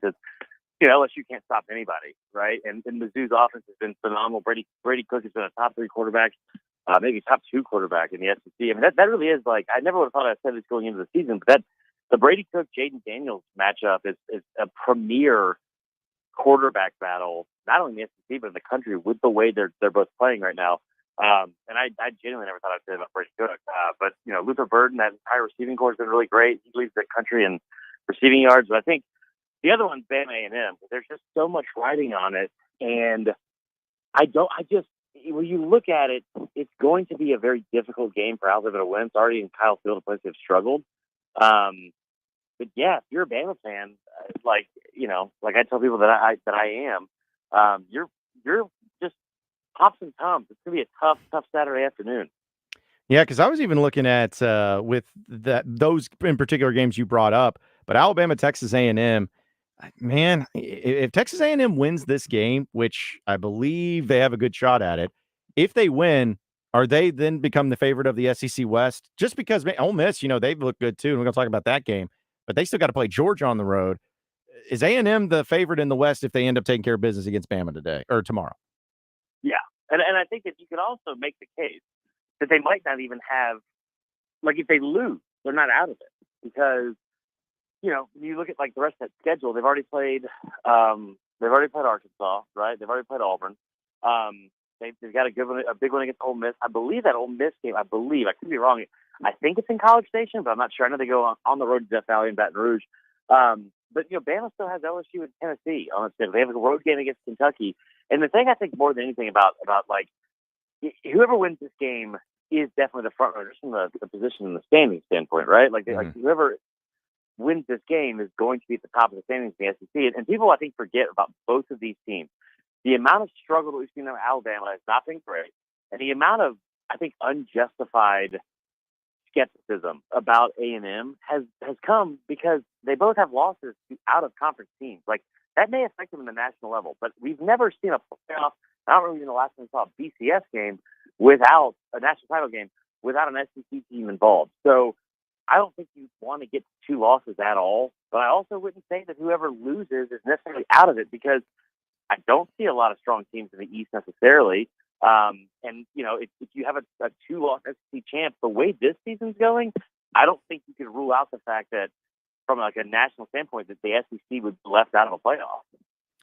So with Chris Marler here on Out of Bounds, part of the Saturday Football Uncensored podcast. And, I actually want to talk about the biggest SEC game that we haven't even got into. Of course, Oklahoma and Texas. Like, I'm going to claim it. I'm going to claim it as an SEC game because, it is essentially. But, hey, listen, you got 2 undefeated teams, and Texas trying to still prove to everybody that they're back. And Oklahoma, for kind of a crazy thing, because they were not great last year, but they've looked really good offensively and defensively this season. Do you think that if Texas wins this game, that they're the team that's going to make the playoff? They're the team that's legit. They may be one of the best teams. Or do you feel like maybe Oklahoma can throw some stuff around? Because we know that this game can always be a pretty wild one. Yeah, I had Texas in the playoffs before the season started. I just am a huge believer in Sark. I actually said all summer. People thought I was just saying it to say it, I guess. I don't know why. But I said that all summer that I thought Texas would not only beat Alabama, but I thought they'd beat them by 10+ points. Because, that you talk about, like, what they have on offense and the way they were going to match up. And, like, I think this is going to be a really, really fun matchup because, the offense is, like, everyone's going to talk about the offense for both teams. Dylan Gabriel, he's got 19 total touchdowns, I think 2 interceptions. The way they've been able to score points and score so early and often. You look at Texas and Texas Quinn Ewers and just boatloads of weapons. I mean, weapons everywhere. You played Kansas last week. They put up 300 yards passing and 300 yards rushing. Like, that's very difficult to do on a not LSU defense, I'll say it.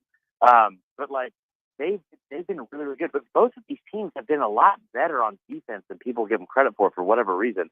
And I think, like, you saw Texas in that defensive line and that front seven, the way they played against Bama, where they had 5 sacks.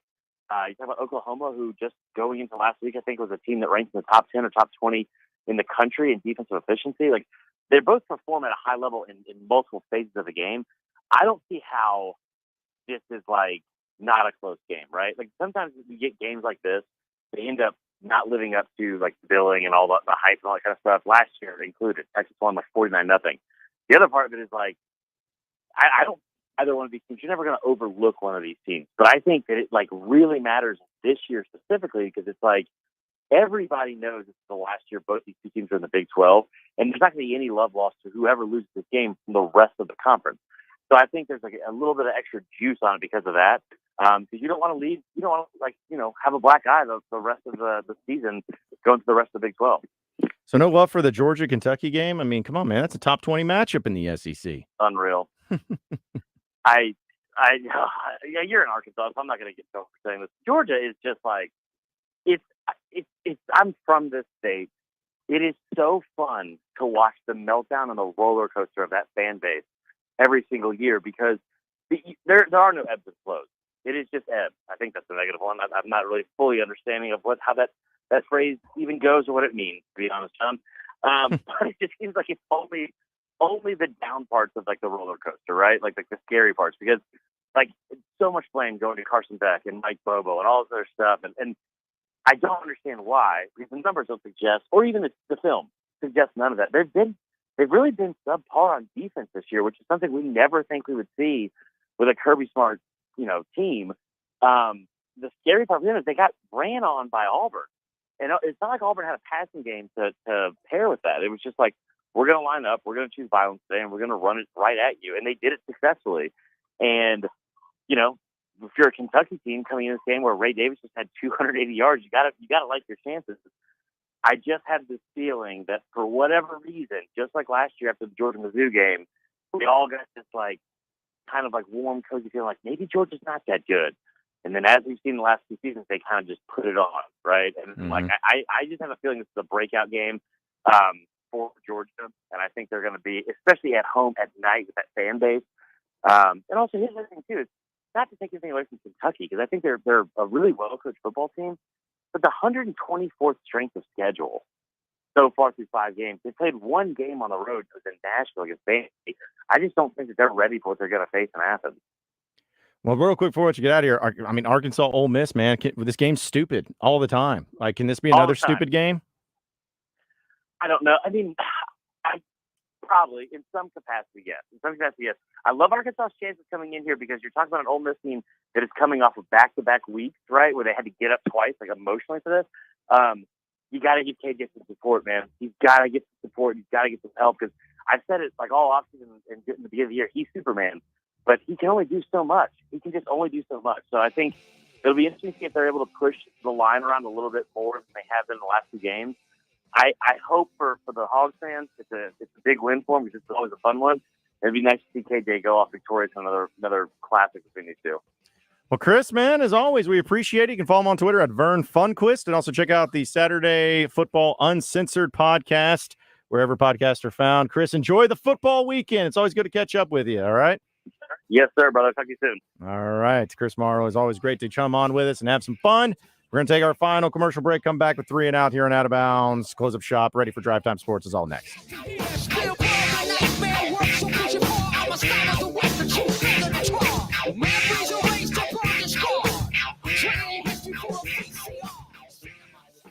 It's Kayak Chaos at Arts Marine. Pick your perfect kayak from their large inventory and start exploring the natural state. Right now, get 20% off feel-free kayaks. We also slash prices on Moken 10 and Lure 10 kayaks. Your granddaddy trusted Arts Marine, so should you.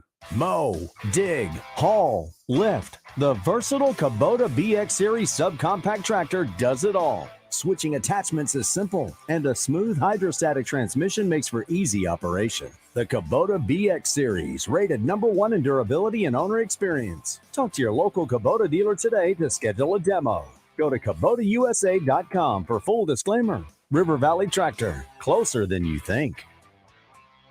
Do you need Rainwater, Holt, and Sexton? Anywhere in the state, dial 888-8888. It really is just that easy. If you've been injured and need help, it doesn't matter where in Arkansas you are. Just dial 888-8888. We'll come to you. I'm Mike Rainwater of Rainwater, Holt, and Sexton. We have been thankfully serving Arkansans for years, and we appreciate the trust you've put in us. We work hard for you, Arkansas, each and every day. Anywhere in the state, dial 8.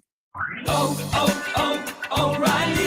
It's Superstart Battery Month at O'Reilly Auto Parts. Get up to a $25 gift card after rebate with the purchase of select Superstart batteries. Our professional parts people will test your old battery for free and recommend the right battery for your vehicle. For power, performance, and reliability, choose Superstart batteries only at O'Reilly Auto Parts. O'Reilly Auto Parts. Bring smiles to all when shopping online with Dell Technologies Gift Guide. Whether it's for the artist, the entrepreneur, the student, or the streamer, you'll find the perfect gift for everyone on your list. Dell.com/gift guide makes gifting easy with a carefully curated selection of our best tech. Shop now to explore our innovative PCs like the XPS 13 laptop, powered by the latest Intel Core processors, plus this season's top accessories. Visit Dell.com/gift guide today to get a jump on your holiday gift list. That's Dell.com/gift guide.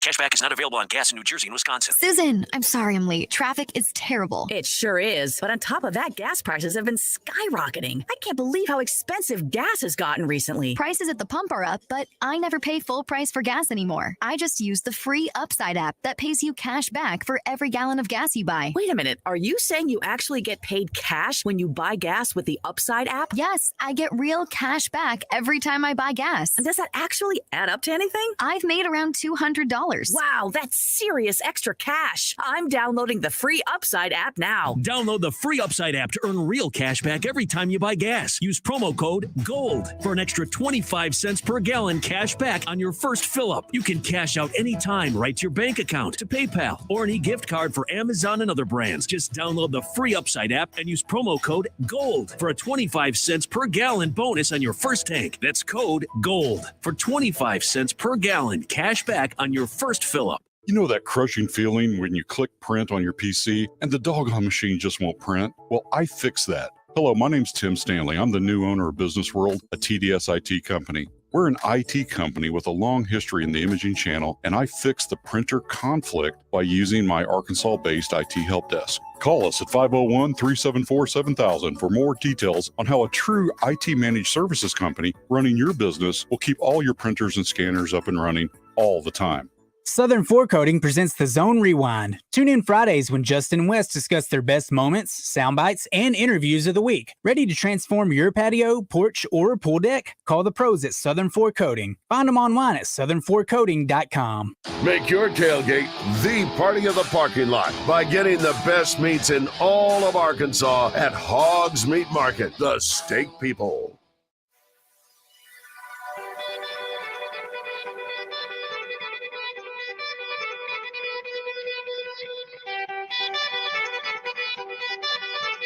Kane is in the building. Their time is done. It's over. Over? Did you say over? Nonsense. I've not yet begun to defile myself. Call Kenny Loggins because you're in the danger zone. I play real sports. I'm trying to be the best at exercising. It's time for 3 and Out. It's been 3 hours, and we are... Boom. Out of here. All right, it is time for 3 and Out. A few headlines, a few storylines, a few things that we got to dive into. And Kyle's actually, he's heading out. He's going to be doing some high school football tonight. So it's literally just me here. So you're just going to have to listen to my voice here for the next 10 or so minutes. And it's great to have everybody who listened in today and called in and texted in. It was really awesome. But either way, I wanted to bring up a few things that we either didn't get a chance to get into or wanted to bring up. But I will say that it was a sad day yesterday, and I feel bad not bringing this up earlier, but we just had so many things going on. Dick Butkus, arguably the greatest defensive player of all time in the NFL, and without a doubt, the fiercest monster of the Midway, died yesterday at the age of 80, according to the Chicago Bears. He was incredible and somebody that everyone knew about him and some of his greatness. I know my dad was a huge fan, and just somebody that was always iconic in what they were able to accomplish, not only on the field and off the field. And according to the statement from the Butkus family, it said that he died peacefully in his sleep overnight at his home in Malibu, California, which was great to hear. But still, one of the greatest of all time. And I'll actually have a really quick story about Dick Butkus. So I don't remember why, but there was a spring game for Razorback football. I think it was back in 2008 or 2009, where it was raining, it was cloudy, it was disgusting weather. But somehow, some way, Dick Butkus showed up and was there. He gave a speech to everybody and got interviewed by everybody, and then had pictures, and they took pictures with people. And I got to take a picture with him after the game, which was really cool. It's so random that he was in Fayetteville and it was for something I'm sure he was probably promoting too. But literally was like the nicest guy ever. And one of the most surprising things is, I know that he was older in age, that he wasn't as big as what I thought he would be, just like enforcing. You know, he wasn't like 6'5", 100 million pounds. Like, it wasn't anything like that. He looked like a pretty normal sized guy, which I know the game is changing everything, but it really just showed how great of a player he was, that even though he may not have been the biggest or the strongest, he was definitely the most fiercest and was able to make a great career out of just dominating people and being intimidating. So rest in peace, Dick Butkus, one of the greatest of all time when it comes to the game of football. Also in some other news too, when we're talking about sports and whatnot. So I thought this was a funny story. Anytime a restaurant does something funny or unique or something to that extent, I love it when restaurants and other people get involved with the team being terrible, just like with the White Sox. So Chicago, in the city, we know they have great pizza. They're really known for a lot of their pizza. They're so bad this year that the local pizza place is giving away 100 free pizzas to commemorate each and every loss, because they did get to 100 losses.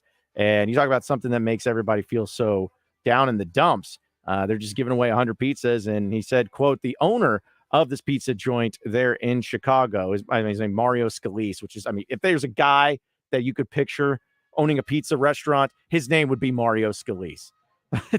Either way, he was so upset with his White Sox. He says, quote, maybe I'll make an extra just to see how the day goes and bump it up to one more to keep giving them away within reason. It's like a condolence gift. If you go to a funeral and give someone a hug, we're offering pizza for that. So it's the Sticks and Bricks Wood Fired Pizza. And if you're in the Chicago area, check that out. But I love when they just say, you know what, we're all gonna grieve together. We're all gonna have issues together. Let's go ahead and make this happen.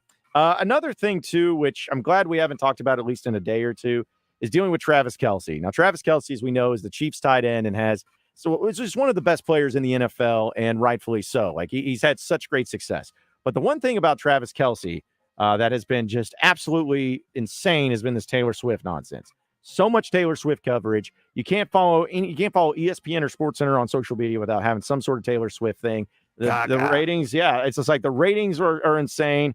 Everything about it is insane. But the fact is that you have, whatever reason, Travis Kelce coming out and saying, you know what, dating Taylor Swift is better than winning a Super Bowl. And I just hear that. I'm like, okay, this is just trolling. This is just trolling. That's all I can think about. Now, of course, he's probably saying a little tongue in cheek, which he better be if that's the case.